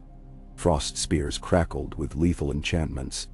One White Walker, perched on a jagged boulder, hurled a shard of ice that struck a defender atop the wall, piercing not just flesh but mortar, freezing the stones in a spiderweb of glistening crystals. More shards followed. Each time, defenders who had clung to illusions of safety collapsed, replaced by stunned screams or broken bodies. Ned joined the throng below the walls, forging a path through burned debris and twisted bodies of the fallen whites. With his sword, he chopped through the wooden crossbars that braced a side entrance, while another group of whites clawed at the boards. A defender thrust a pike through a gap and nearly impaled Ned's shoulder. He stepped aside with unearthly speed, grabbing the wooden shaft. With a yank, he dragged the pikeman forward, smashing him against the gate. Then Ned's blade thrust through the opening, silencing the man with a guttural moan. On the ramparts, the watchers realized the side entrance was on the verge of compromise. A voice, deep and resonant, shouted for more men to cover the breach. But confusion reigned. The main gate was also under siege, and White Walkers picked off any who showed themselves on the walls. One final crash thundered against the main gate, and the heavy timbers began to buckle. More whites surged, pushing from behind with unstoppable momentum. Cracks laced the wood like lightning in a storm. Defender after defender fell to spears and arcs of swords thrust through the widening gaps. Then the whole structure gave way in a shower of splinters, and the undead poured inside. Faced with the unstoppable legion, the fortress garrison attempted a last stand in the courtyard. Those with shields formed a hasty shield wall. A cluster of archers loosed arrows at point-blank range. Anyone holding a torch flung it at the whites, hoping the flames might force them back. Fire licked at the edges of ragged clothing, setting some whites ablaze. But they kept coming until the courtyard became a crush of bodies and frenzied combat. The defenders fought with admirable ferocity. Swords flashed in arcs, axes rose and fell, screams pierced the smoky air. For every white that collapsed, two more took its place, biting and clawing with undead persistence. The White Walkers slid through the chaos like specters, choosing their kills with unhurried lethality. Ned reached the courtyard moments after the main gate fell. He immediately spotted the cluster of defenders, pinned between a portion of the collapsed gate and a tangle of broken wagons near the stables. He strode toward them, stepping around undead horses that pawed at the ground. A strong gust of wind carried the pungent odor of blood and charred wood. One defender, breathing hard, advanced to meet Ned. He was a tall youth, no older than 16 or 17, holding a battered sword in trembling hands. Dried tears tracked down his dirt-streaked cheeks, but he did not retreat. In a quivering voice he hissed, "Have at you, monster!" Then he lunged, hoping to catch the undead off balance. Ned parried easily, batting aside the blow with an economy of motion. The youth stumbled, but recovered, swinging again. Fear shone in his eyes, but beneath it lay a grim resolve.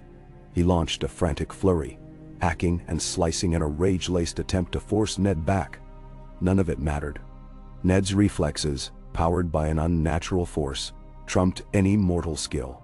He sidestepped, forcing the youth to overextend. A single riposte cut the young man's arm. Blood spattered on the frozen ground. The youth gritted his teeth, refusing to yield. He slashed again, tears mixing with sweat. Ned caught the blade in a crossing maneuver that twisted it aside, then rammed his own sword through the youth's chest. The light in those young eyes flickered out as he sagged to his knees. In that moment, Ned felt a dagger of memory pierce him. A flicker of once having trained youths in the yard, encouraging them, praising their improvement. Now, he destroyed them. The memory threatened to flare into recognition, but the Night King's presence in Ned's mind slammed down like a prison door, reinforcing the sense of blank servitude. The youth collapsed, eyes open and lifeless. Ned pulled his blade free and turned away. Nearby, the deeper gloom of the keep beckoned. It stood behind the courtyard, an older stone tower that had likely been expanded over time. Some defenders had retreated there, barricading themselves behind an iron-bound door. The White Walkers approached it, frost creeping along the stones at their feet. Ned joined them. Together, they began an assault on the thick door, smashing the iron-bound planks with supernatural force. From within came terrified shouts and the clatter of makeshift defenses being piled against the entrance. It wouldn't hold for long. Behind them, the courtyard had become a slaughterhouse. Bodies littered the ground in contorted positions, many already stirring anew under the Night King's magic. Flames still gnawed at scattered timbers. The wind poured through broken walls, swirling embers and snowflakes together. Through the haze, the Night King could be seen near the collapsed gate, methodically raising the dead. Some defenders tried to crawl away, shielding themselves with upraised arms, but one by one, they were overtaken. The keep's door shuddered with each impact. Blue-white cracks etched themselves in the iron hinges, a web of unnatural frost. Bits of the door and stone arch chipped away under relentless blows from ice spears. With a final, resounding crash, the barrier splintered inward. Ned was among the first to step through the breach. The interior was dim, lit only by scattered torches and the faint glow from arrow slits. Whoever had retreated here was not numerous, perhaps a half-dozen frightened men and women, encircled by overturned tables and crates. Some had crossbows hastily loaded. Others clutched swords or farm implements. Even children cowered in the shadows, clinging to their elders in silent terror. A man in a half-scorched breastplate roared, "Stand fast!" and released a crossbow bolt at Ned. The bolt struck his shoulder at an angle, biting into rotting flesh. Ned didn't flinch. He advanced, sword raised. A second bolt whizzed by, slamming into a White Walker behind Ned. The creature staggered but recovered, blue eyes flaring with fury. The defenders realized the futility almost at once, but that knowledge did not spare them. The White Walkers waded in, slashing and impaling. Ned's blade took the man who fired the bolt in the chest, driving him into a stack of crates that collapsed in a clatter. A woman screamed, brandishing a torch, but a White Walker snuffed it with a wave of ice, then ran her through with a spear. In the corner, two terrified children huddled behind an older woman who raised a simple carving knife as if it might stave off evil. Her expression was a mask of resignation and defiance. One of the Whites lunged, arms outstretched. Ned stepped forward at the same instant, compelled by the violent impetus coursing in his veins.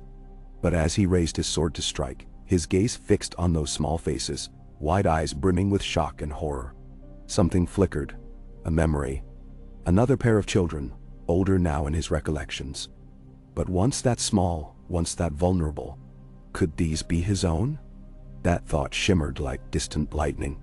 He froze for a single heartbeat. Sword half lifted.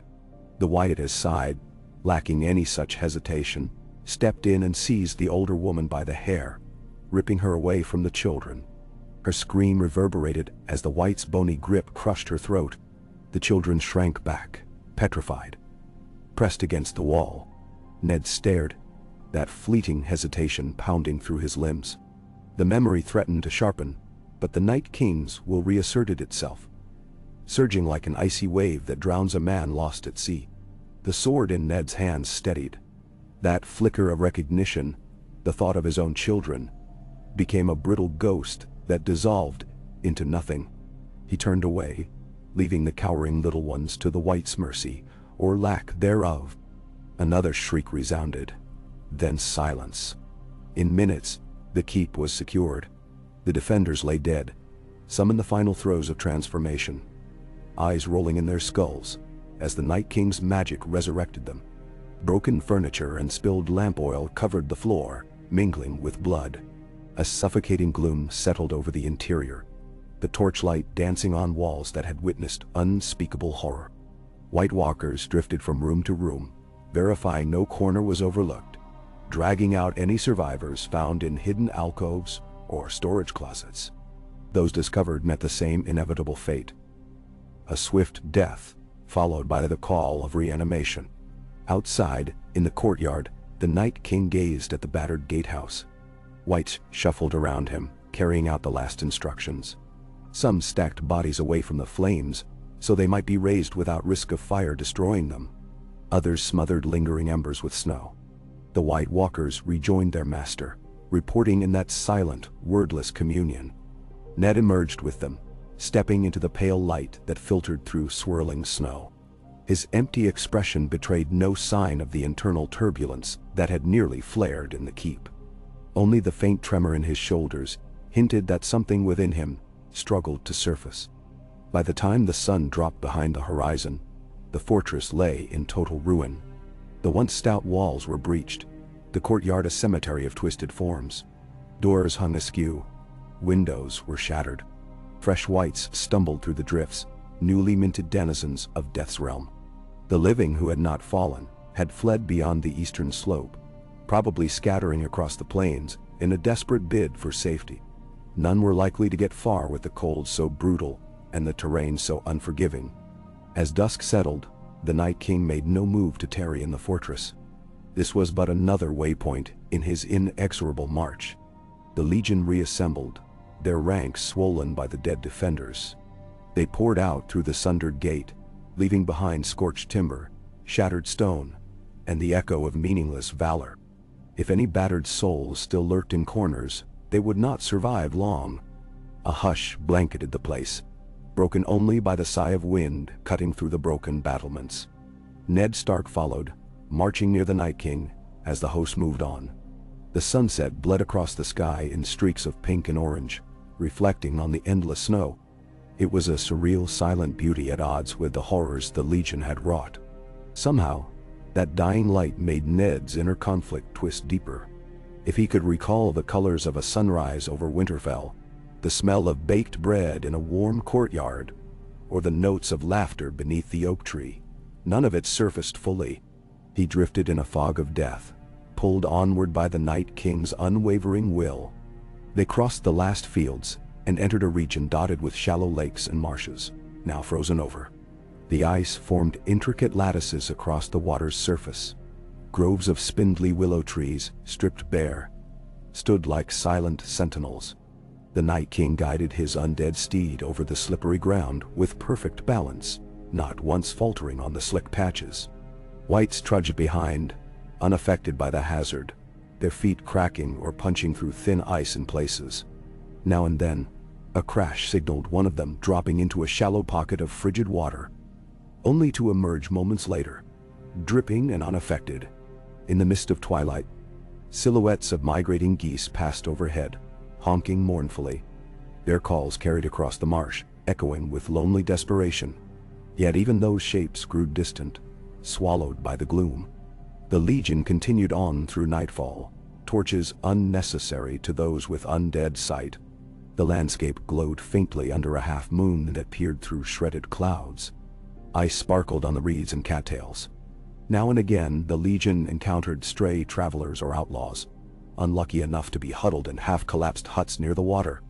Each discovered soul provided another macabre recruitment. The screams of fresh victims hardly echoed for more than a moment before being hushed forever. Sometime during the long night, they found an abandoned windmill perched on a rise above the wetlands.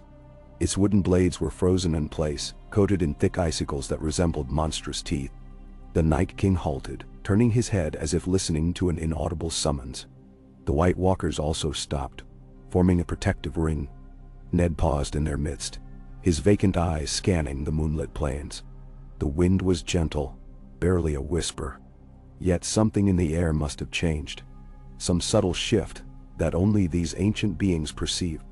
It was as though the currents of magic bent, revealing a path or a presence far away.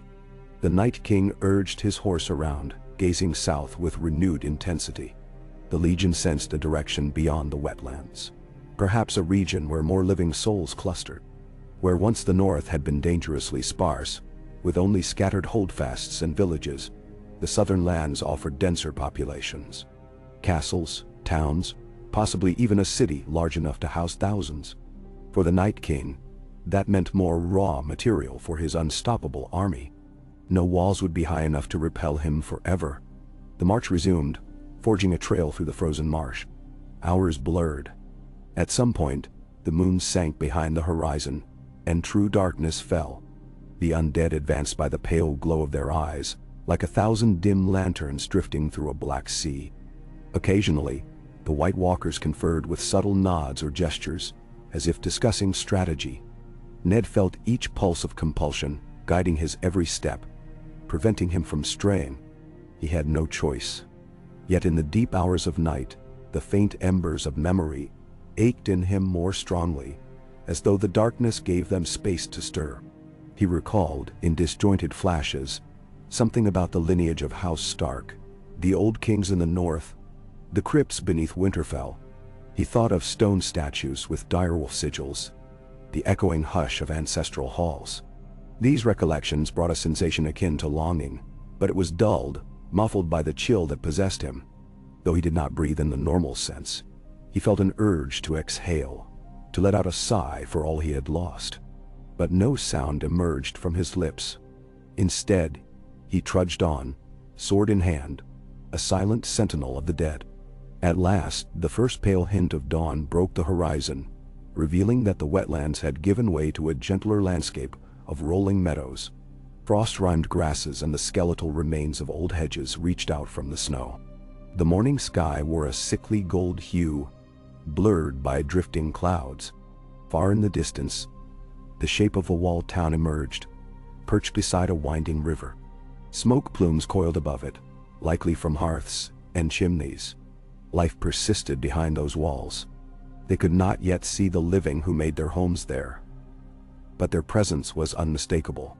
A swirl of uneasy birds circled overhead, cawing in agitation. The Legion arrayed itself for another advance, marching in near silence across the snowy fields. The White Walkers rode ahead, forming a spearhead around the Night King, while Ned and the main body of Whites followed. If the defenders in that distant town possessed scouts or watchers, they would soon glimpse an unthinkable sight, an ocean of death approaching, unstoppable. Perhaps word had spread of an undead terror ravaging the northern territories. Perhaps rumors seemed so outlandish that no one believed them. Regardless, they would believe soon enough. As the sun climbed higher, turning the sky a pale silver, the Legion crested a gentle rise. There, the town lay a short distance away, protected by stout walls of stone and timber. A shallow moat, more slush than water, encircled its perimeter. Beyond the walls, a cluster of tightly packed buildings huddled along narrow streets. A stone keep rose at the highest point, not large by the standards of great castles, but formidable for a rural settlement. One could imagine market days here, bustling with farmers and traders, children chasing each other through muddy lanes. None of that would matter now. An uneasy hush enveloped the countryside, as if the land itself shuddered at the sight of so many undead crossing its threshold. A figure appeared atop the outer wall, raising a horn to his lips. This time, the horn blasts were quick and staccato, repeated in a frantic plea. Figures rushed along the battlements, shouting and pointing at the swarm below. The town was better manned than the fortress they had taken the previous day, likely hosting a few hundred defenders. But the Legion was far larger, and they marched with a dread purpose that only the Night King could bestow. No one in the undead ranks voiced a battle cry or a single word of encouragement. The assault began in an unnatural quiet. The front line advanced, half-melted snow sloshing beneath their feet where the ground was not fully frozen. Archers on the walls loosed shafts, taking out some of the whites in the lead. But it was a meager effort against such numbers. On and on the dead came, neither slowing nor hesitating. Ned was near the vanguard, compelled to charge by the urgent pull that resonated within him. As arrows rained, clattering against armor or sticking in decayed flesh, he raised his sword. The memory of once having fought to protect towns like this flickered through his mind. He had commanded loyal men who would have given their lives to save these people. Now, he was here to ensure their doom. Each footfall felt like a betrayal of everything he had once been, but he could not stop. The Night King's will was absolute. The first wave of whites reached the moat, which was little more than a ditch of half-frozen sludge. They splashed in, uncaring, forming a mass of bodies. A few were skewered by pikes thrust through arrow slits in the wall. One white clawed its way up the slippery bank, boots sliding on the ice, only to be struck by a spear from above. It collapsed, replaced by two more pressing in behind. Others battered at the wooden gate, their fists and swords hacking away at the old planks. The defenders poured boiling pitch from murder holes, setting some whites ablaze. The courtyard inside echoed with the defenders' frantic movements, rallying to hold the gate. Up on the battlements, archers tried to coordinate a steady barrage. Their arrows found purchase in dozens of whites, yet the legion barely thinned. The White Walkers advanced more slowly, focusing on strategic points. One conjured a spear of ice, hurling it at a corner tower. The projectile exploded on impact, sending shards into the bodies of two unlucky defenders who'd been preparing to drop a fresh cauldron of pitch. Screams rose as the men tumbled onto the walkway.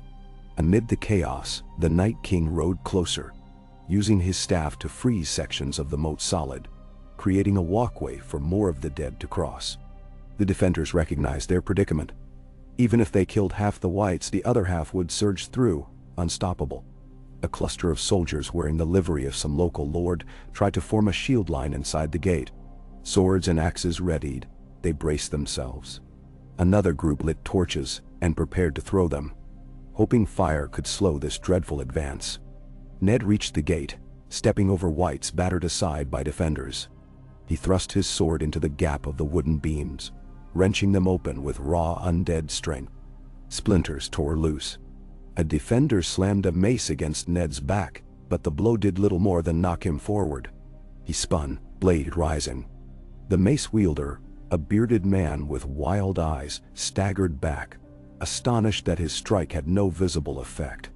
He lifted the mace again, but Ned closed the distance, driving his sword into the man's chest before he could swing. A gush of blood spattered Ned's armor. The man sputtered, sagging, and Ned let him fall. Within moments, the gates began to collapse under the combined force of whites and White Walkers. The ring of defenders inside fought viciously, slashing at anything that came through the breach. But the flood was too strong. Whites poured in, overwhelming the shield line with sheer numbers. Screams and steel rang in a discordant symphony. Torches were hurled, setting some undead ablaze in a roaring swirl of sparks, yet those whites simply staggered forward, spreading chaos as they flailed. The gatehouse soon fell. The undead poured into the streets, branching off to subdue pockets of resistance. Families barricaded themselves in homes, only to have doors and windows smashed in. The town's narrow lanes became choke points, but the defenders couldn't be everywhere at once, nor could they hold the walls and the interior. A cacophony of panic enveloped the air. Shouts, curses, the sobbing of children, the barking of dogs. Fire began to spread through the wooden structures. Slender flames danced on rooftops, the heat generating thick smoke that billowed into the sky. The streets filled with an acrid haze that stung eyes and throats. Here and there, defenders managed small victories, taking down a handful of whites at a corner, or felling a White Walker by setting it alight with a well-placed torch. But each victory was short-lived, as more undead arrived. Survivors tried to flee for side gates, a few jumping from the walls into the snowbanks beyond. Some made it, if only for the moment, vanishing into the plains. Others were shot down by White Walker spears or run through by whites. In the heart of the town, near what looked like a marketplace, Ned became embroiled in a vicious clash. A band of armed citizens, perhaps 20 strong, had fortified a barricade of carts and crates. They thrust spears through the gaps, keeping the whites at bay. Women with bows fired arrows at anything undead that crept near. They even had a small catapult that launched fiery pots of oil, though the device looked hastily rigged. Despite their courage, the Legion pressed from all sides, threatening to encircle them. Ned led a group of whites to an alley that flanked the marketplace. They arrived at the barricade's rear, surprising the defenders who had focused on the direct threat. A handful of them turned just in time to see Ned, tall, broad-shouldered, eyes burning with that baleful light, and recognized something about his face. A rumor, perhaps, that the ancient Warden of the North had been raised to the Night King's service. Gasps of horror escaped them. One shouted, "Seven, save us!" It's Stark. Another tried to put an arrow in Ned's chest. He sidestepped, launching himself over the makeshift barricade. The defenders scrambled to react. Ned's sword cleaved down, striking one man in the shoulder. The man dropped, twitching. The others stabbed at Ned, but his movements were inhumanly swift. He parried, twisted aside, then cut down a woman who lunged with a spear. The whites behind him poured over the barricade, forcing the defenders into disarray. Screams broke out as the undead seized limbs, snapping bones and tearing flesh. The catapult fired one last pot, which smashed on the cobblestones, sending liquid fire splashing everywhere. Some whites went up in flames. A few defenders did too, shrieking in agony as they collapsed. The stench of burning hair and charred cloth filled the square. Ned strode through the chaos without slowing, ignoring the flames. One defender dashed at him with a large axe, roaring a final challenge. Ned thrust his sword forward, meeting the man's chest before the axe could descend. The man's roar ended in a wet gurgle. Ned pulled his blade free, pivoting to face the next threat, only to find that all the defenders were either dead or fleeing. The barricade undone. Somewhere to the east, the Night King unleashed another wave of cold magic, and the recently slain began to twitch and rise. Even as some defenders still fought, their comrades fell and rose to join the enemy. The tide of despair was complete. The living realized they were caught in a nightmare beyond reason. A handful of survivors tore through side streets, ignoring calls from others, each caring only for personal escape. The undead advanced, unstoppable, lighting up the gloom with hundreds of pale eyes. Near the town's keep, a cluster of determined soldiers and townsfolk had gathered behind thick stone walls, hoping to make a final stand. Flames licked at the base of the keep from the adjacent structures, set ablaze.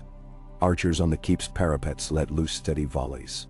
The White Walkers, flanked by the bulk of the Legion, converged on the keep's main entrance, while Ned joined them from the side, his footsteps echoing on the blood-slick cobblestones. Together, they battered down the stout doors in a matter of minutes, surging into the stone corridors beyond. Torches and candelabras lit the keep's interior in flickering orange, but the defenders had nowhere left to run. They fought in cramped passageways, sword to sword, but the outcome was inevitable. The White Walkers shattered shields with spears of ice, froze men's swords mid-swing, and drove them into corners. Ned led a group that cornered an older knight who bore numerous scars. This knight refused to yield, roaring with the fury of a cornered wolf. He launched a desperate attack, slashing one white in half and nearly landing a blow on Ned. But Ned's sword found the gap in his guard, opening the knight's midsection. The man fell in a spatter of blood, eyes rolling back. In the hall leading to the great chamber, a final group of defenders gathered. Women armed with daggers and short spears, children clinging to the walls, a few men wearing battered armor. They stared as the White Walkers advanced, closing in from both ends of the corridor. A hush fell, broken only by the crackle of distant flames. One of the defenders, a woman with tear-streaked cheeks, whispered, "Please, mercy." No mercy came. The White Walkers lunged, cutting them down in a blur of frost and steel. The children's screams rattled through the corridors, then stopped. Moments later, the corridor was empty of life. The keep belonged to the Night King. Outside, the snow thickened, swirling in heavy gusts that clung to the rooftops and battered the walls. Any fires burning in the streets soon found themselves smothered by fresh drifts. Yet many structures were too consumed by flame to be doused, even by nature's fury, so the smoke rose in dense columns, a funeral shroud over the ruined town. As evening fell once more, the Night King stood in the central square. Whites gathered around him, including those newly raised from the day's slaughter. Here, in this place of charred timbers and blood-soaked cobblestones, victory was absolute. The White Walkers loomed nearby, silent as ever. Ned emerged from a side alley, stepping carefully over a collapsed stall. If any living soul had survived, they were well hidden. The Legion had scoured nearly every corner. The Night King raised his staff, and an echo of cold magic rippled through the air. Ned's vision swam with unnatural shadows. He felt that familiar pull, the reminder of his servitude. In the hush of twilight, the newly risen Whites positioned themselves in ragged lines. Smoke drifted across the square. The Night King, unblinking, scanned the horizon, as if gauging the next place to unleash his unstoppable winter. Not a single voice or cry remained to challenge him. Before him stood only the hush of the dead. Amid that silence, Ned Stark felt that small ember burn again, the faintest memory of who he had been. A father, a husband, a friend to those in need, a keeper of justice, a believer in honor. Now he was the ruin of all he had once protected. The hush strangled him, pressing on his mind like a heavy shroud. But no matter how fiercely that ember glowed, the Night King's power smothered it. He lowered his head, as was expected of the servant before his master. In time, the Legion stirred, moving to the broken gates and heading beyond, leaving the shattered town behind. Snow and fire fought for dominance in the streets, flames flickering against the creeping drifts. Bodies that had not been raised lay half-buried, their last breaths stolen by the swirling frost. Some would remain as silent witnesses to the horror. Many more trudged alongside Ned now, vacant eyes reflecting the final embers of the flames they had stoked. Twilight deepened into a starless night. The endless path, south, opened before them. On and on they would go, unstoppable as the march of time, unleashing dread in every holdfast, every village, every place where warmth tried to persist. And Eddard Stark, once a pillar of integrity and compassion, continued at the Night King's side, a sword in hand that knew no rest. If he dreamed, those dreams were locked in ice, drifting in blackness. If he yearned to be free, that yearning was drowned by the churning sea of the Night King's dominion. So he marched, an echo of a man undone, as all the realms of men trembled at the approach of the endless night.